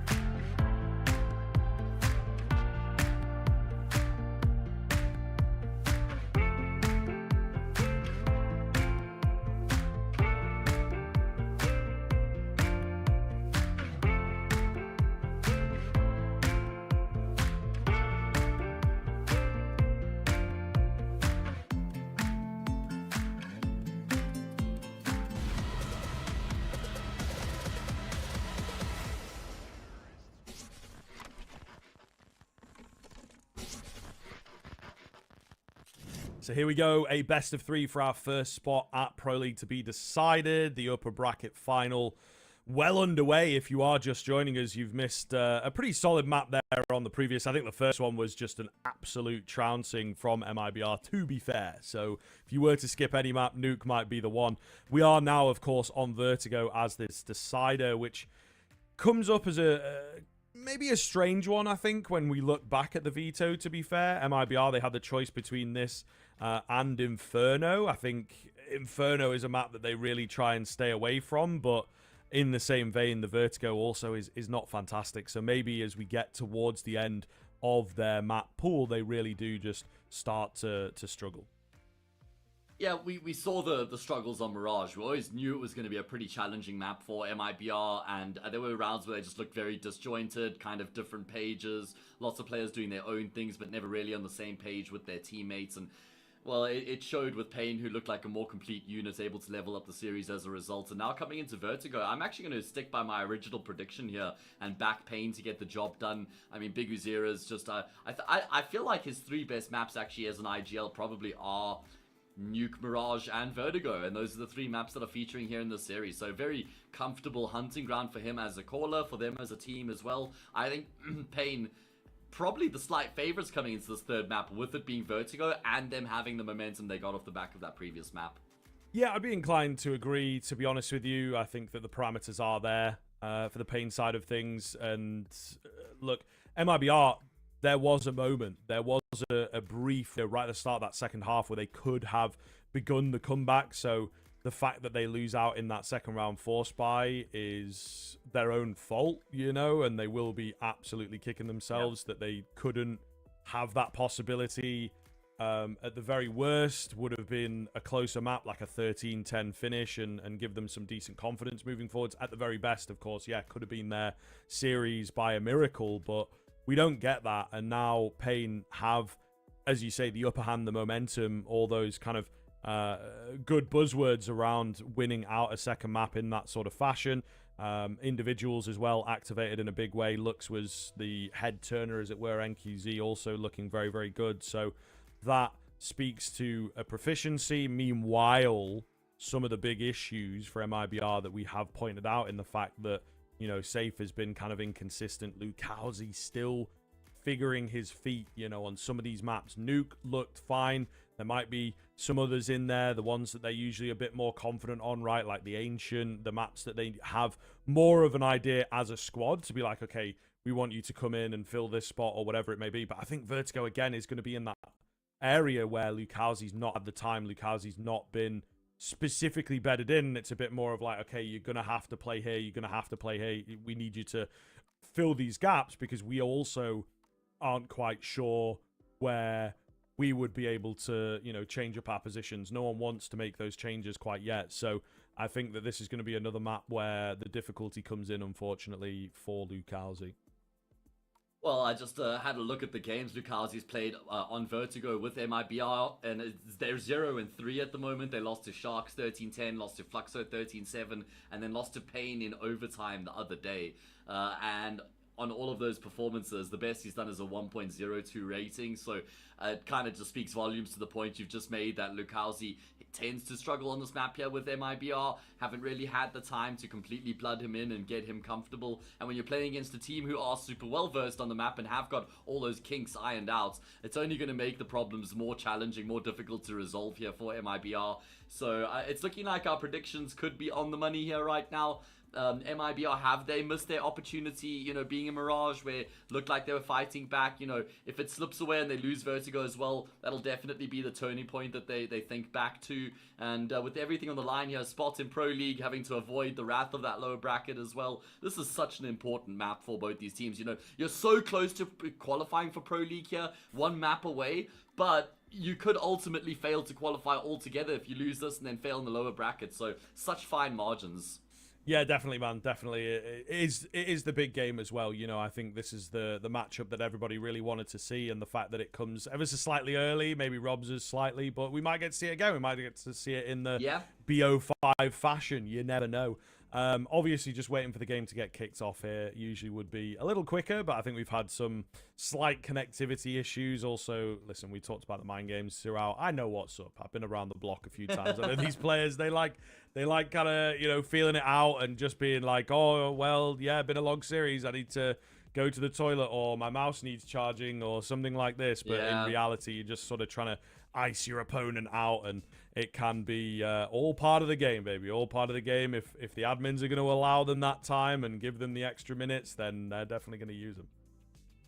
I'd say punctuality is never a word that comes to mind when describing South American teams either. It doesn't really matter what the competition is. You're always going to run a little bit behind schedule. I mean, we had like a 20-minute delay before we even got going here with the game. Kind of caught back up with the schedule with the quicker first map, 13-5, I think it was, on Nuke in favor of MIBR. Then we go to Mirage, complete contrast there, paiN looking a whole lot better.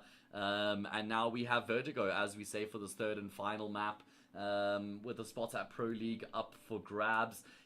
Just talking a bit more about the paiN team, is clearly we've got some time here. I kind of keep drawing the storyline back here with this roster, and it's that experience is probably the one thing that they lack here. And they've got very talented individuals, incredibly gifted mechanically. Big Uzir is really just trying to rally them together. I think these sorts of series where they get tested, where they get pushed, lose a map, have to come back, win that next map, that's only building resolve and building the experience up, which is exactly what a team like paiN needs, right? So it feels like they really are on a very good trajectory at the moment. Yeah, definitely. It is looking that way. In all honesty, I think that, this team has been quietly getting better and better into the playoffs. It started a little difficult, at least from what we caught, and they have slowly but surely improved and gotten better. I think it's tough, isn't it?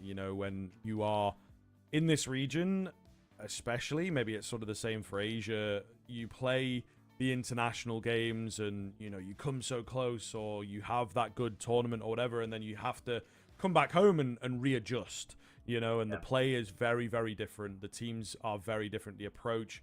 And ultimately, you're putting more of yourself out there, whereas there's a little less tape, or there's a little less advanced Counter-Strike to learn from on your opponents, because all they're playing are just kind of the regional officials, right? So really is difficult for both of these teams, in all fairness, to get it going. But I think that, readjusting back in, and also the domestic matchups, it's actually a line that we've used for years, isn't it? Where you say they always get a bit crazy. These players know each other. They were probably on teams with each other back in the day when they were like 14, So it can it can get a bit wild out here, and I think that we've had a taste of that. But we are into Vertigo.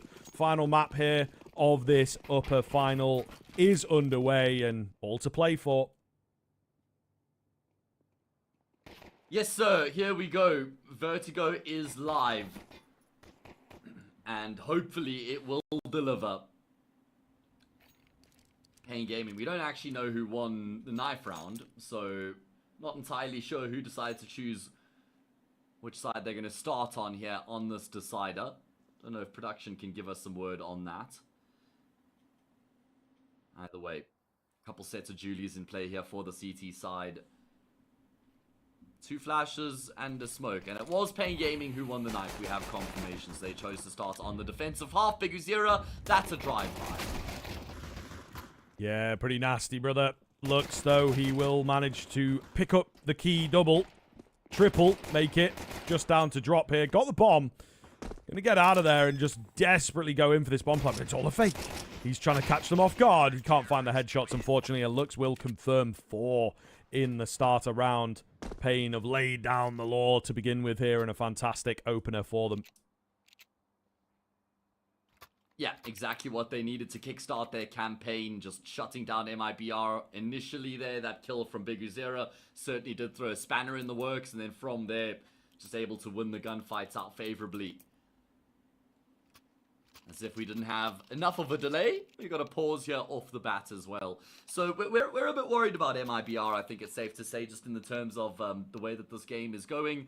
After winning on Mirage, Nuke as cleanly as they do, they get rolled over on Mirage, and now we're wondering, how are they going to be able to set themselves up now coming into this decider? What's the team talk been like? And also, I mean, we've been harping on about the veto, right? And how it always did favor paiN Gaming coming into the series, with Ancient being their permaban and that being MIBR's, you know, probably best map alongside Nuke at the moment. Certainly did give paiN a good edge coming into this particular series. And we could see that really coming to fruition here with Vertigo as the decider if paiN Gaming win this one.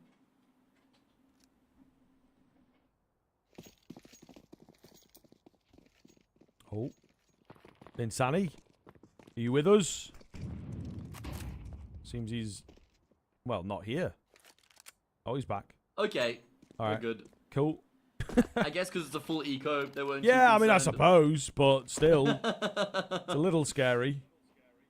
Just a tad. Doing the old existence here, hanging out in spawn, talking things over in the eco. Timeout without taking a timeout. But that's a bit of a reference for you, you know, if you're an OG. Throwback. Yeah. Probably some people in the chat don't even know who that guy is. That's sad, honestly. Yeah, well. Existence, one of the GOAT IGLs. I always loved his teams. I don't know, dog. I don't know about. I'm using GOAT very loosely. You are, yeah, but, you are. Okay, that's fine. We'll just run with it. We'll run with it. He was a cool guy. He, you know, invented the execute or whatever the heck. I don't know. One of the best looking IGLs. Oh, okay, sure. Yeah. I can agree with that. if we're allowed to yeah, I can agree with that. Make that point. I think he's coaching a Valorant team now, if I'm not mistaken. Yeah. Either way, good cleanup coming through from the MP9s, getting the lion's share of the kills will be a good boost to the economy. paiN Gaming have no problem at all getting across the line against that eco, and now we sink our teeth into the first gun round. Yeah, lovely and clean. I suppose it is nice to have a bit of slowdown in this game because it has just been so relentlessly quick. But time will tell on this one. MIBR have to give us something because paiN, everything is with them right now. A fantastic second map. And this one feels pretty good thus far. No real contest from MIBR. You can see that in the kill count. Only 2 kills across the course of the 2 rounds. So, is there anything cooking up here? paiN have got quite an aggressive stance on ramp. Yeah, MIBR were pretty slow to get things going on Mirage. I can't afford for that to happen here again as well. This is a bonus round. They're playing against 3 MP9s. If you can't win this sort of a round, then how are you going to win full gun rounds when there's an AWP and full rifles? Big challenge here. Big task for MIBR to get the ball rolling. And it's a pretty measured approach from the get-go. Happy to let paiN Gaming have their fun at ramp. And then MIBR can have their say.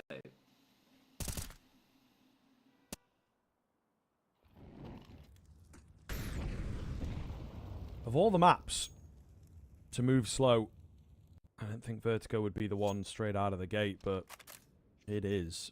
35 seconds left on the clock, and MIBR have held on to a decent amount of utility. 1 flash, though, not a fan of that. It's going to be pretty dry here, because Zera goes in dry.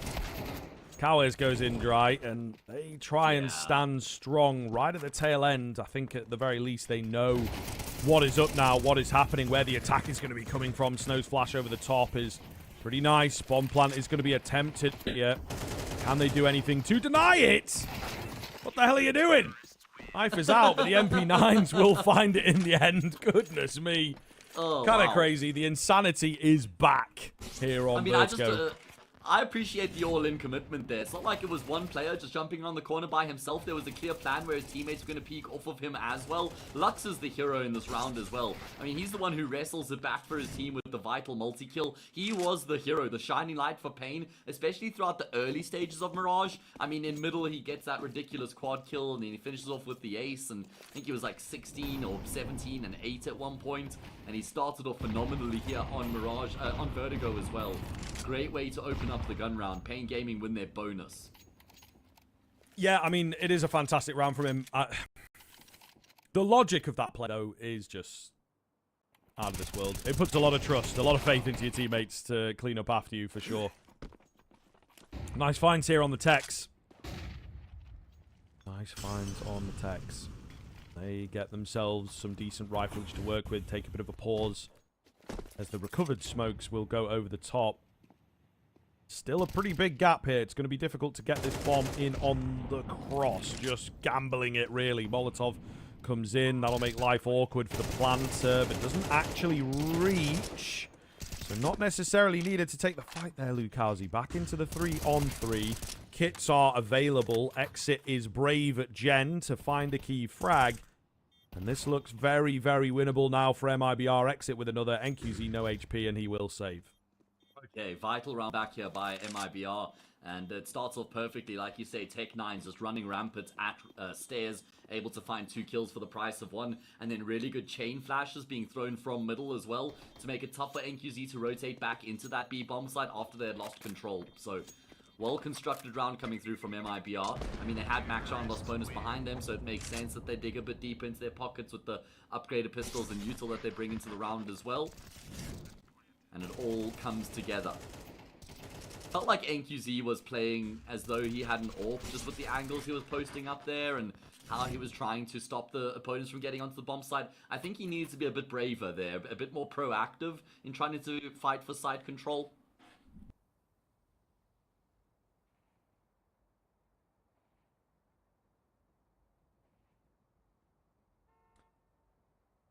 Timeout here. Not a big fan. Not a big fan. Want this game to continue and keep rolling. Yeah. But sometimes got to happen. We did have quite a few delays getting into this game, actually. And then each map has been slow to get going, you know. Even, yeah, we might flame the players ever so slightly for it. That's sort of us getting back at them, you know. Yeah. But it has been particularly slow today. So there must be it's something going on. unfortunate that we've been plagued by some tech issues. I mean, Brazil is a massive country, obviously, so sometimes can be difficult to find a server that's working for everybody, and relying on everyone's internet connection. I do sympathize with them coming from South Africa. I understand the struggles. I can relate. It's funny because remember there was that saying in Brazil, what was it? They'll never understand. Was that it during the Rio Major? I think so, yeah. What it's essentially what it's like to be Brazilian.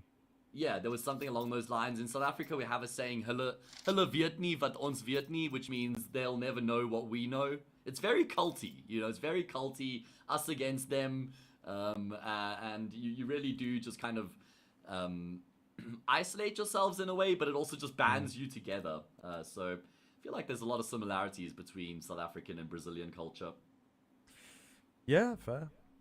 Yeah, I can't speak to it too much. I've never visited either country, I, regret to say. But come to South Africa. The classic. You come to it's Brazil, on the list. No, for real. It's on the you gotta list, come man, to South Africa. It is definitely on the list. I think be a great experience, and yeah, man, just the idea of like the wildlife and the nature, very, very different from the UK. I mean, there's so much diversity in terms of what you can experience in South Africa as well, from the nature and the wildlife to cities to just different cultural experiences as well. So it's definitely, in terms of you go to Europe and you can travel to multiple different countries to get a vastly different experience. In South Africa, you can kind of get that just in one country, which is cool. Yeah, that's fair. I can get behind that. I think, I'm not super well cultured. I have traveled a little bit with the casting, but you do a lot of hotel rooms and sleeping, and then obviously casting the game. Yeah, but I hope you don't really get to experience the country at that point. Yeah, I think it's a little bit of like maybe in the next few years, maybe into like my early 30s, when I've got my finances sorted and like a house sorted or whatever, I can be like, all right, cool, I'm gonna do a bit of traveling. So, because that's the joy of this job, is I can probably pause for like 6 months and just go everywhere, really. Speaking of pauses, it's over. We're back in. Here we go, baby. 3-1 MIBR win. Essentially an eco round to open up their account. Unfortunately, they can't ride that wave of momentum off the extended break, but let's see if that's going to be the start of things to come. That is brave from Big Uziera, and he nets an opening kill. Yeah, pretty solid stuff. Great find. Ooh, missed orb short exit, trying to pull off a wild play there through the smoke, to be fair. I have to say, one of the things that I have not really considered up until this point is these goddamn charms are actually quite distracting while you're while you're trying to cast. But it is what it is. I'm not a charm enjoyer, just to put it out there. Don't drop me a gun with a charm on it. Yes, the ADHD doesn't help, but either way, 3-1 the scoreline and a 5 versus 3 here in the round as well. paiN Gaming starting things off very nicely with their success towards ramp. Kawe's got a neat little wallbang kill there as well to really extend the advantage here in the round for his team. And now MIBR kind of left scratching their heads. Do they even attempt? Nope, they don't. They're not even going to attempt to get back into the round here. They have just accepted their fate. And so paiN Gaming gets straight back to winning ways.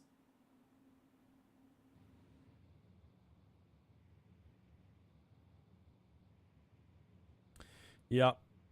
Anticlimactic finish here, and it does, again, feel that the Vertigo is being uncharacteristically slow. Not as much fighting, not as much searching going on. Really does feel like it is that all-important map where both teams have had some sloppiness on map 1 and 2. I think that they're looking to sort of tighten and discipline things. A 3-man T-save, you know what I mean? Like, it does feel that they're playing that super heavy percentage game. Yeah, but it means that you're putting a lot of stock on this next gun round by prioritizing a save into 3 versus 5, because if you lose this next gun round afterwards, then you really pay the price. $2,900 coming their way, not going to be enough for a full buy in the next, so a lot relying on this round right now for MIBR. See if they can make it work.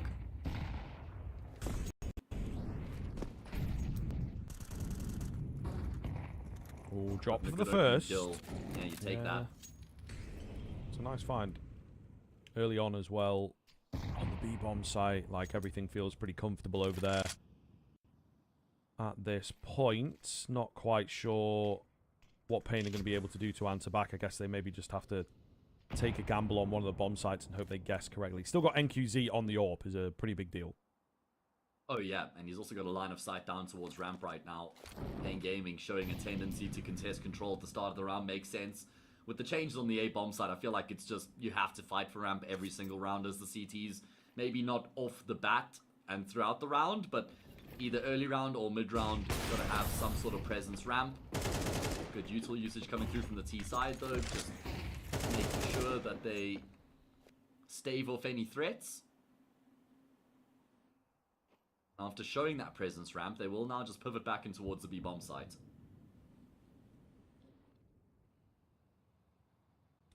Very strange here from MIBR, really playing a slow T side. Looks with a late Molotov. That's going to slow them down pretty substantially, split them up and whatnot. Nades coming round. I mean, the game is given away. Flashes to continue slowing down. Only 20 seconds here to get this bomb down, bro. We've got to get the kills as well. Still plenty of flashes available for paiN. 10 seconds for the bomb. Oh, if NQZ had hit it, man, that could have been a game changer. Not going to happen. And I think paiN are the ones that start kind of panicking in there. As MIBR will just about manage to get it. But yeah, super, super strange parameters and leaving it that late. Yeah, but paiN crumbled in that late round. Was looking really good for them. MIBR didn't have any obvious or great options available to them. They really just had to try and brute force their way into that B bomb site, and unfortunately paiN Gaming not able to stand up to the challenge there. It was a 5v4 for MIBR, and it's not like they really played with their advantage. Not like they really tried to use that advantage, just kind of hope that there'd be some space afforded to them over on that B bomb site. Either way, they have broken that CT side economy. So will be an eco coming through now for paiN, and a chance for MIBR to close the gap to just 1.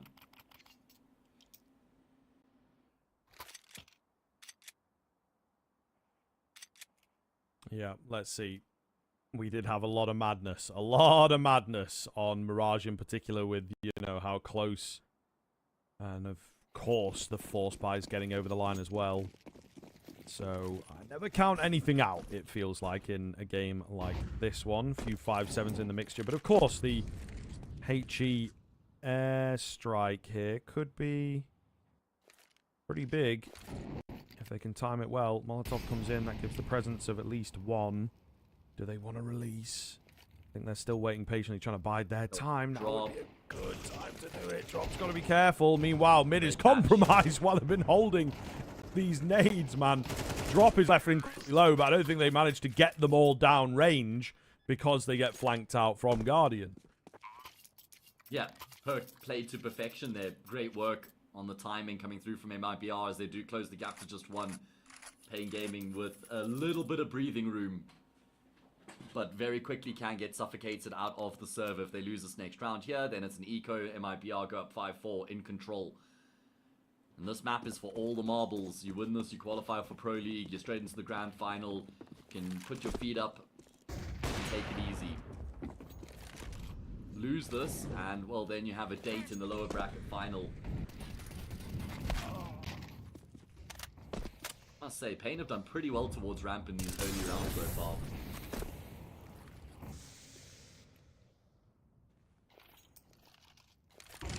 It's true. However, this one feels slightly different. Maybe the swing is there for MIBR. First kill comes in deep towards mid, actually. Exit catches the swinger. That. Yeah, I'm not a big fan. You're 5v4. You don't need to do that. Exactly. Well, 5v3 in that instance. Yeah, true. 5v3 makes it even more egregious as far as I'm concerned. And now we're into an even numbers game. It's only Biguzero left on this bomb site. Rotations will come through from his teammates, but pressure ramps up exponentially now. Safe is looking to try and phase through the smoke. Biguzero has an idea that could be happening, and as Safe looks to try and fall back to safety, Biguzero with the burst through the smoke there will collect the kill. Restores the man advantage here. Job not done though. Not yet. Biguzero. Keen angle here. Gonna lose his support, gonna lose the vision as well. That return smoke is really nice. They're gonna try and make something happen, and not really the gap that NQZ wanted. It's a nice idea, he's too late. And they have, of course, crossed, so they will get control of B. They will get this bomb down for free as well. paiN not going to expect this one, so the retake, not the best. So many angles to clear. NQZ could go down early, and he does. Exit so well done from him. Baiting things out, drawing the location of Biguzero now, and this has crumbled. Yeah, Biguzero is looking to try and bypass Exit, and he will go back to hunt for that kill, but Exit comes out on top. What a massive round coming through from Exit, not just in terms of the fact that he gets 3 kills, but even the call there, the decision-making to phase through the elevator smoke and then switch things up and go to the B bomb side. paiN even have that false sense of security because NQZ uses the nade to clear out the smoke and he doesn't spot anybody. So they're thinking at that point that MIBR have gone back towards ramp. Just really good decision-making coming through from the T side. paiN Gaming going to be kicking themselves. That was a 5 versus 3. Spirals out of control after Kawes gives up an unnecessary fight, and yeah, the round unravels from there.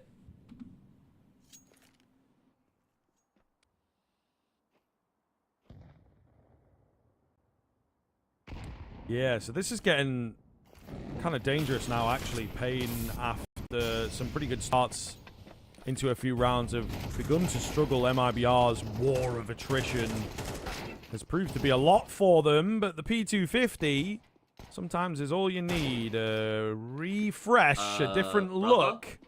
You never know what you might find. What is going on, Snow? Mate, what is that full eco P250? You've got me. He doesn't even have armor, like you say. No armor at all. He's gotten 4 kills with the P250. Where in God's name has that come through from Snow? What has he just done to MIBR? Just bonks them on the head with a P250. Easy as you like. Oh man, I mean, it's why Snow has been touted as one of the most exciting prospects coming out of Brazil in recent times. What a round for him to activate as well. That is remarkable. Unfortunate we don't get to see that from his POV, but you can't really blame the observer either. Yeah, surely one of these rifles is going to kill him. Surely this guy. Yeah. Oh my God. Unbelievable. The death cam, man. Unbelievable. Right, back to the rifles, so we'll see if paiN can replicate that success. Decent nade damage coming out. MIBR angry. They have moved up ramp a hell of a lot quicker here. Exit is toying with the angles, trying to find a head, but nothing coming just yet. Waiting for the rest of the team to be sold on the idea of the A hit. paiN are very ready. They heard all the footsteps, so MIBR do have a decision to make on this one. I've been able to get a lot earlier control towards ramp right now, and they've got the numbers stacked up. But paiN Gaming, they've got 4 of their 5 players over towards the same bomb side as well, so they're pretty well poised to deal with what's going to be coming their way. Drop answers back with the wall bang with some wall bang damage of his own. He's going to get a kill as a result, and he'll continue to just charge forward. Lux with the smoke bang gets the trade, a vital kill coming through from him. And Insani is going to go for the bomb plant. That's really bold from him. You have to be brave in those situations. Lux continues to go searching, though, and it's now all unsafe in the 1 versus 2. Doesn't look like they're actually accounting for this at all right now. Rounds the corner, spraying away. Brings Lux down low as low as a single point of health. Snow taps the defuse initially. Safe is then worried about the defuse being stuck, so he tries to spam the smoke to deny the defuse. That isn't actually happening. Lux gets on the defuse, and Snow gets the kill. Doesn't really matter how the rounds come. But paiN Gaming, they're up to 6. Oh my goodness, it is getting out of hand. It's really getting out of hand now. It's 1:45 in the morning for me now. Thankfully, I've got a bit of distance between me and the neighbors, because this game is just exploding out of control. However, paiN trying to make it make sense, right? Towards the end here, the split is coming. MIBR trying to stay on them, trying to keep a bit of the chaos in there. paiN, though, they could potentially take a solid lead here if they keep up this trend. I mean, if they win this round here, 7-4, and then MIBR not going to have a huge amount to work with in the next round, they'll be okay, but not great, so paiN Gaming, I mean, if they make it 8-4 in the first half, they'll absolutely back themselves to get the job done from there, especially considering how close it's been in the middle portion of this first half. Feels like the individuals have really been bailing paiN Gaming out of some of these rounds, Snow and Lux in particular. And they've done well to get some opening kills, mostly courtesy of Biguzera, but paiN Gaming have also been a little bit ill-disciplined in a few of these rounds, so they've got to brush up, tighten up these screws.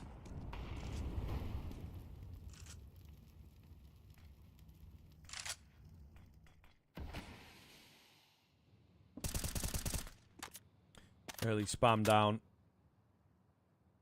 MIBR once again going back to their tried and tested.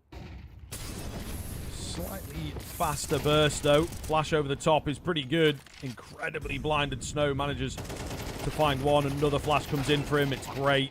Oh, he could have got more. Safe is lucky to get that kill while full white, you have to be honest. Either way, it's a man advantage and it's a frightened MIBR. No way in to beat. Yeah, gonna have to just reassess the situation and try go back elsewhere. There has been a lot of space afforded to them over on the same bomb side. It was just NQZ here with the Yorp, and he's in an elevator right now. He needs somebody to cover his skinny.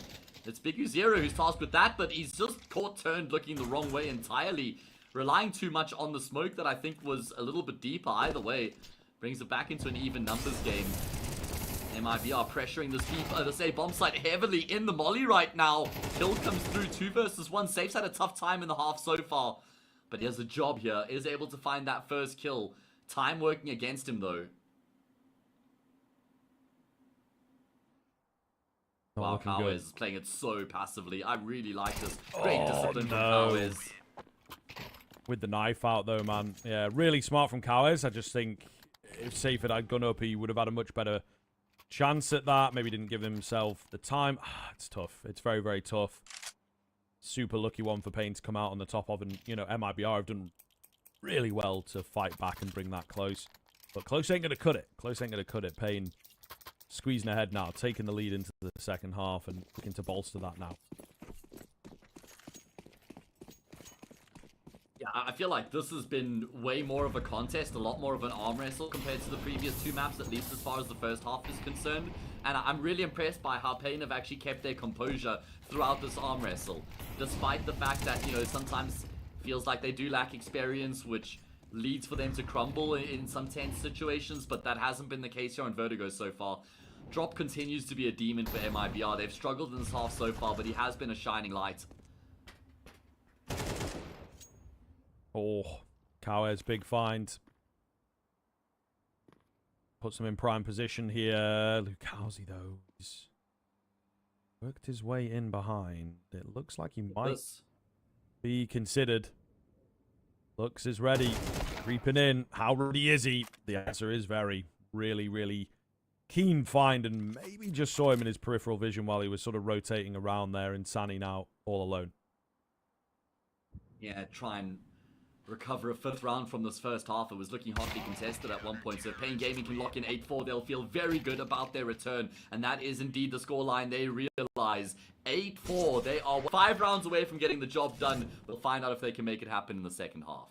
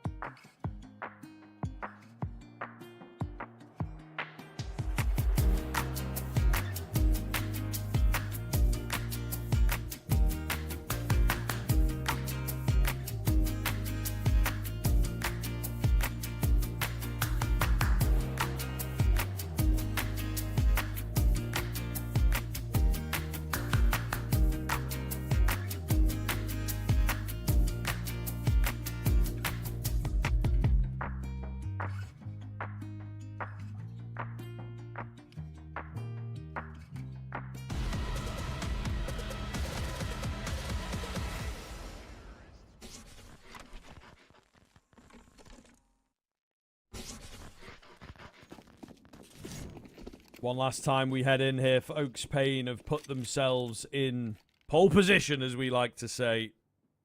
This could be theirs in just a matter of rounds, a matter of moments. The pistol is a keen starting off point, of course. Double digits on the horizon here, or lineups right down to the shadow. However, they know what's up. MIBR moving early. Insani sold down the river. The flash is good, but Drop just can't quite find those heads that he so desired. NQZ with a keen one. Brings it down to a solid number now. Lucalzi is close with the Julies, but unfortunately the range lets him down ever so slightly. Exit, god damn it, takes the headshot at range, and they just now have the run of the mill.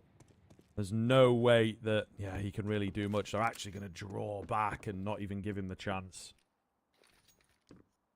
Yeah, I like that a lot. Offering up maximum respect to Exit right now, who will still be able to pivot over towards the safe bomb side. It will require a clutch of the ages if there's any world in which he could potentially make this one work and doesn't connect on the instant shots. His low health will eventually come back to haunt him, and it will be paiN Gaming who take a huge step in the direction of winning this upper bracket final.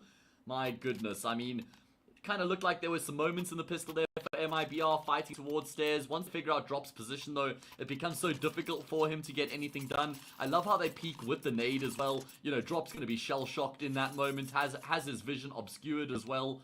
And paiN Gaming get themselves up to 9.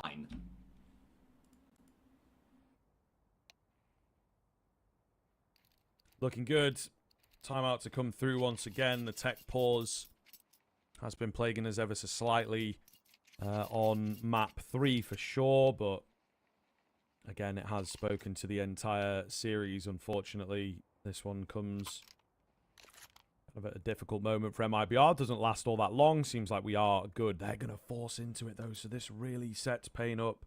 Really sets paiN up. I don't know, man. You are a bit screwed, but I think you got to eco and just get that early rifle going, to be honest with you.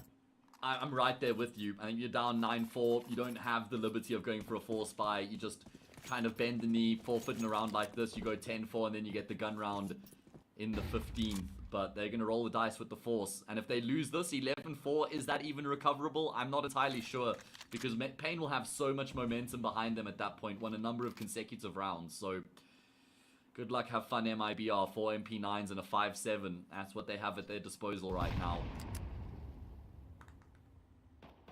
They're starting to fall off here. Fall off the map. Not literally either.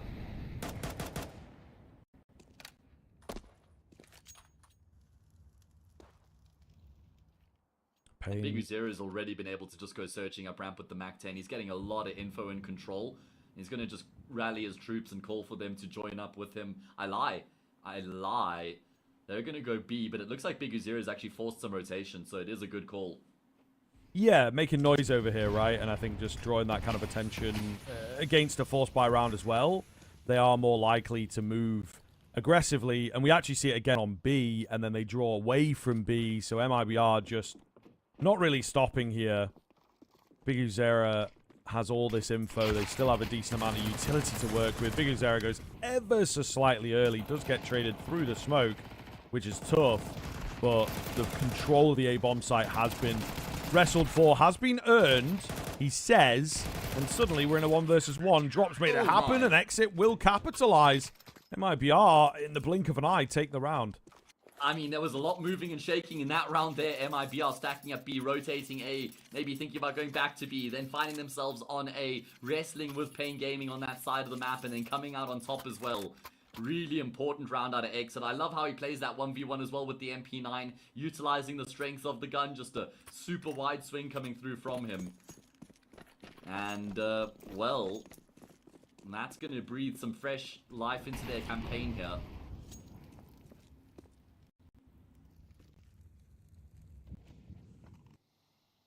Yeah, that also felt a bit muddy from paiN in terms of how they're trying to push through smoke grenades. I don't think that the time was a huge factor for them either. I think they could have played out the round a little bit more there before they went all in on the A-bomb site.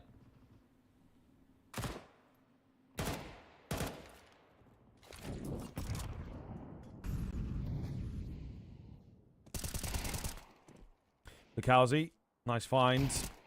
Dealing with the Deagles here. Ooh, got to be careful. Don't bite off too much. Yeah.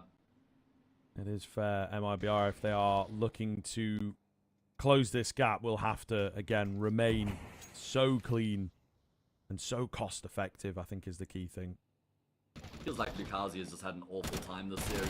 Honestly, we know what a ridiculously talented player he is, but we just haven't seen that here in this game. Got 22 kills between the two maps before this. He's 8 and 13 right now. Just not numbers synonymous with Lukowski. Normally, like, top fragger for his team, second top fragger kind of thing. We're going to need to see him come to life here if MIBR are going to be able to fight back on Vertigo. This next round, though, going to be as free as they come.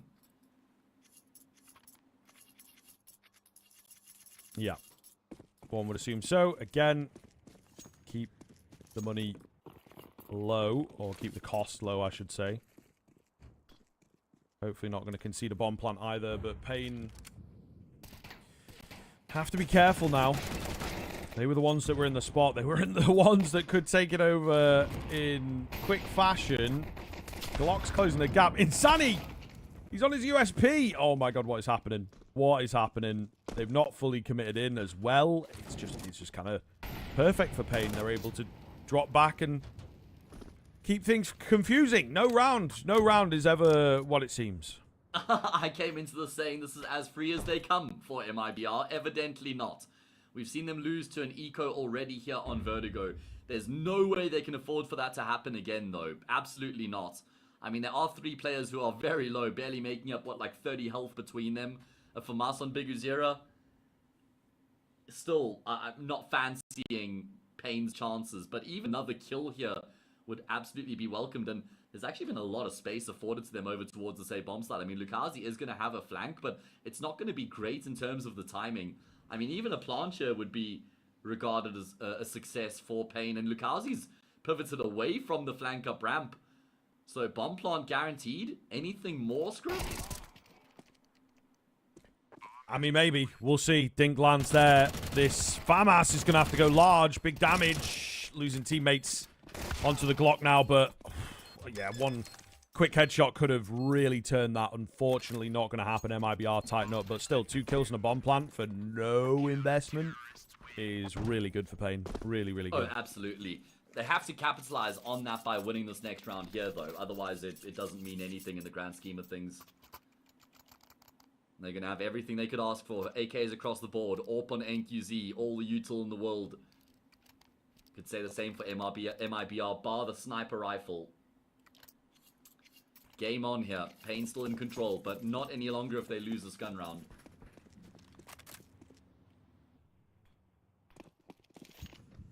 Here we go.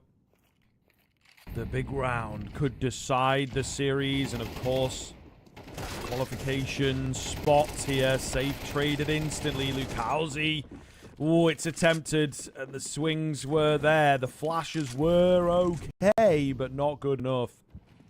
paiN will roll their way in towards this A bomb site now. Just Insani and drop, and surely not going to give this a look at all.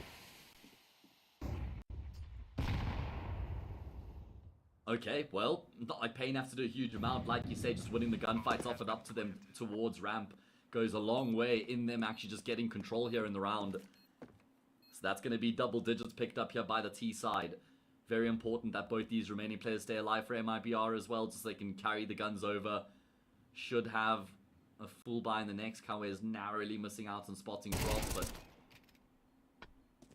yeah, it'll go down. Okay, I mean, MIBR, they're going to have to fight for ramp. That goes without saying. It's not like they can just go in a shell and try and play from the bomb sites itself, which is always awkward, right? When you're chasing the game, but you still have to continue to make plays.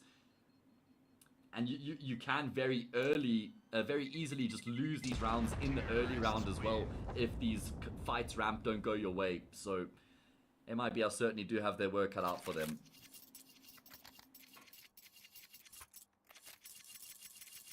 Yeah, not going to be easy. Not going to be easy, but at least they have something that is serviceable here. And actually, okay, I was going to say could go in for the AWP. Not going to be the case.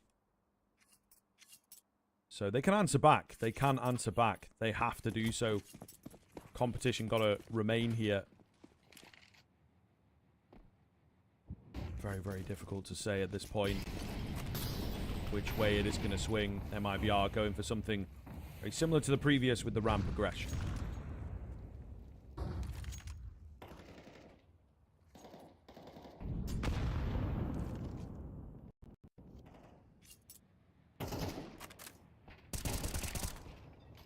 Big kill there from Insani just to try and throw a wrench into the works here for paiN. He's going to continue to go searching, and Kawe's with a snappy shot will dispatch of Insani and combines with Snow to find the B anchor. That just could be round over off the bat here.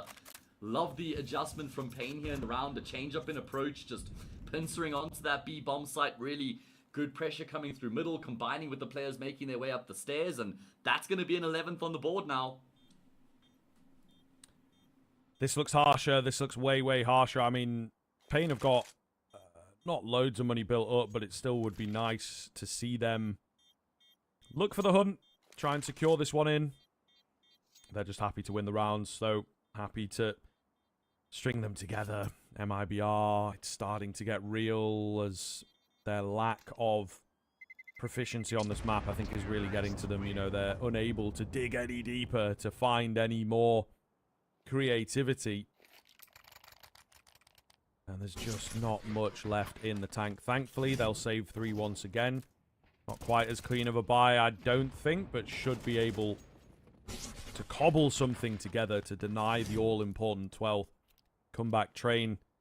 Still not got going quite yet, but there is room. There is certainly room. There is, but the problem for me, the concern is the way that MIBR have lost these 2 previous rounds. You know, first one, they just outright lose the fight at the top of ramp, and second, Cowiz just rolls them in middle. So it's been all too easy for paiN with the past 2 rounds that they've won. Oh, the Cowsy gun barrel spotted. Big U0 combines with the NQZ with the wall bang, and then that opening kill just all too easy for paiN Gaming. Yeah, something they've done really well in, to be honest. Finding those early kills. Really, really brilliant stuff. Rob might be able to save the round here. He's located another player, takes the fight cleanly, and it is indeed the pendulum in favor of MIBR now. So what can paiN do in response? A lot of noise being made over on A. Not quite committing just yet. Safe gonna go digging. Spots the player, gets the pre-fire, will be traded. Oh my, and 2 kills in the same moment have let this round fall away. paiN never down and out, never losing proceedings. Briefly a 4-on-2. And it is all down to Drop, the man that brought them back into the round to try and get it going again. Not going to happen. And paiN steal number 12. And Lux has been a hero here for paiN in a number of these rounds in the series so far. What a round for him to come alive here on Vertigo as well. A massive multi-kill at his hand. That was a 4 versus 2 for a brief moment there. And then himself and NQZ just, well, blink and you would have missed it. 3 kills in very quick succession between them. Here at this point, 4v2, it's looking great there for the CT side, but oh man, they just fall flat on their faces. 12-7, 5 opportunities for paiN Gaming to conclude proceedings here in the series. Again, after having lost the first map, to then come back, win the second and the decider. And this time, it would come with the spot at Pro League as well, if they can finish off the job. Oh, safe spam down through the smoke. Lives to fight another day, however. Have MIBR got anything left? Anything? There's a boost up for Lukowski. That's about all they have here that looks interesting. Slight heavier lean on A, I suppose, but paiN really do have the control of this game. They really do have the opportunity to close it out in, again, very, very clean fashion. It has been a wild series, some crazy rounds between these 2 teams, but paiN, right at the very final moments, have found a sense of calm, I think. Really just getting into the flow. Yeah, that's a great way of putting it. Feels like they're in the flow state right now of paiN Gaming. They finish off the job here, and now looks like it might be the case. They found another opening kill. They've been so good at finding these opening frags. Insani desperately trying to remain in control of this B bomb site, but Lux and Cowiz with the 1-2 punch blow the door wide open. The job's done. paiN Gaming are on the brink. Bomb goes down, and it starts to hammer home. Safe cannot find anything. paiN will take it over the line, 2-1. And they secure their spot in that grand final with the 1 map in hand. Qualification spot is indeed confirmed. Maybe things are looking slightly uncertain into next year, but one thing is definitely certain. paiN are 1 step closer to crowning themselves as kings of South American ESL Challenger League. But this feels like the big matchup, the big game. MIBR second place for them in the regular season. paiN going flawless for 18 games in a row, they would have had an incredible scoreline. Bar a little bit of a default in there, but still 24-6 in the regular season, and now going undefeated in the playoff berth as well. They've got one more step, one more to go, and they indeed will crown themselves. But man, a great series. Given the fact that it wasn't, the closest scorelines ever, I think the maps were a lot of fun there and some really big rounds. Unfortunately, Insani just doesn't deliver the way that we expected coming into this game, coming into the series, especially on a map like Vertigo where, they're up against the wall, so much on the line. You really want to see your star player come alive when it matters the most, and unfortunately, he wasn't really able to. But I'm just so ridiculously impressed by paiN with how they're able to keep their composure. Again, as was the case yesterday, they got blown out in the first map. They lost against Insanity 13-5 on that first map. Today, they lost 13-3 on their opening map. And clearly, that doesn't shake them. That doesn't break them. They're able to just have that little intermission, little team talk, and recognize that there's still life left in the series. And they know that they would have always known Nuke was going to be tough for them. And Mirage and Vertigo with the following two maps would have always been good for them. But just even in terms of in the maps themselves where, it's 4-4, 5-4, the game's in the balance, and they've just got so much composure, discipline. It's not just the mechanical ability that won that series for paiN, and this team continues to impress. Yeah, for sure, man. And I think that, there maybe is just that level of consistency from them at the moment. One of the big issues for MIBR, as mentioned, is the pool. But again, as we've talked about quite a few times, is just getting Lucazi in there comfortably.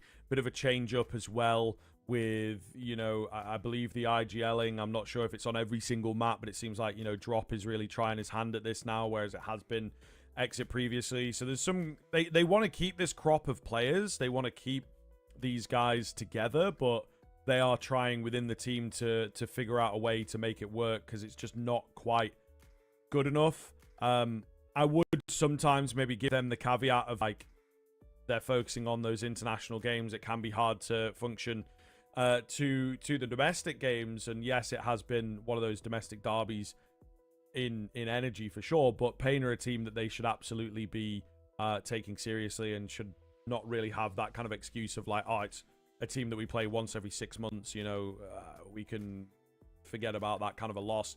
So yeah, I think as a head-to-head, it is a tough one because of where that pool goes, but ultimately this is, this comes as somewhat of a surprise for me that it ends up being a clean and one-sided affair. I do believe we have the interview coming through, so that is good to hear. We've got NQZ here joining us. First of all, thanks very much for coming on. We appreciate your time. Congrats on the win and, of course, getting the spot. No one really knows what's going on with the Pro League spots at the moment. I think that's fair enough, but all the same, it's got to be nice to have it in. Just talk us through how you're feeling after that series. It was a bit of a mad one.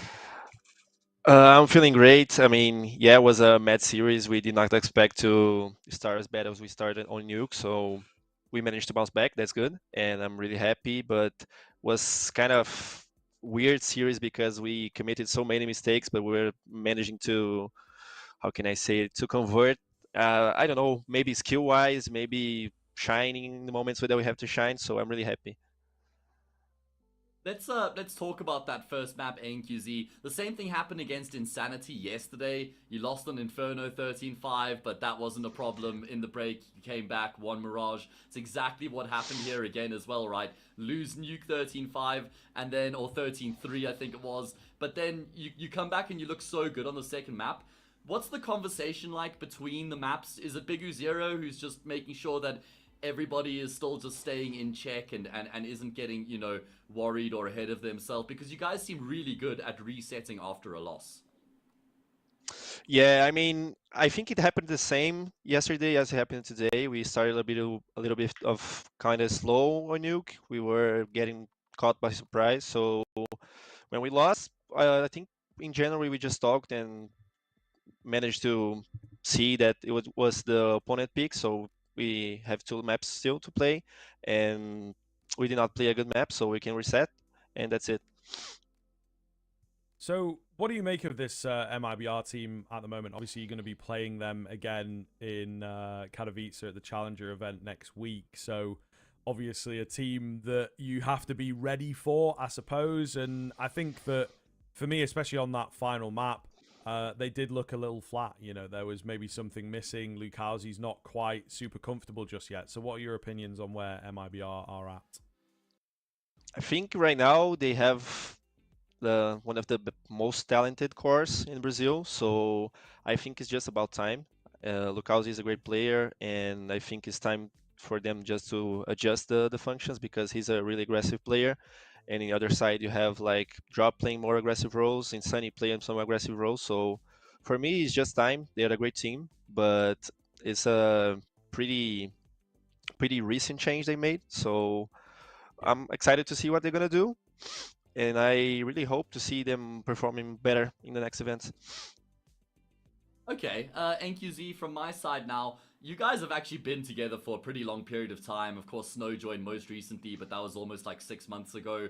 You've got Challenger Katowice coming up, and then you've got the RMR as well. So just want to do like a temperature check. How are you feeling as a team at the moment? Like, where would you guys say you're at in terms of your potential, your ceiling, if you could put a number like 80% or whatever? Just interested to see your perspective of how you're feeling about where you guys are at as a team.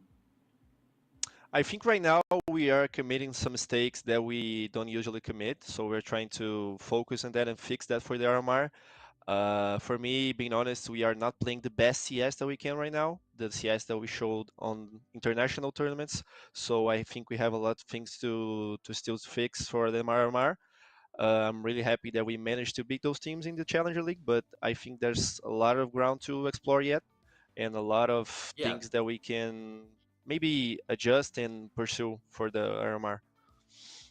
Any way you could just explain that a little bit more in terms of what you feel like you guys need to work on at the moment?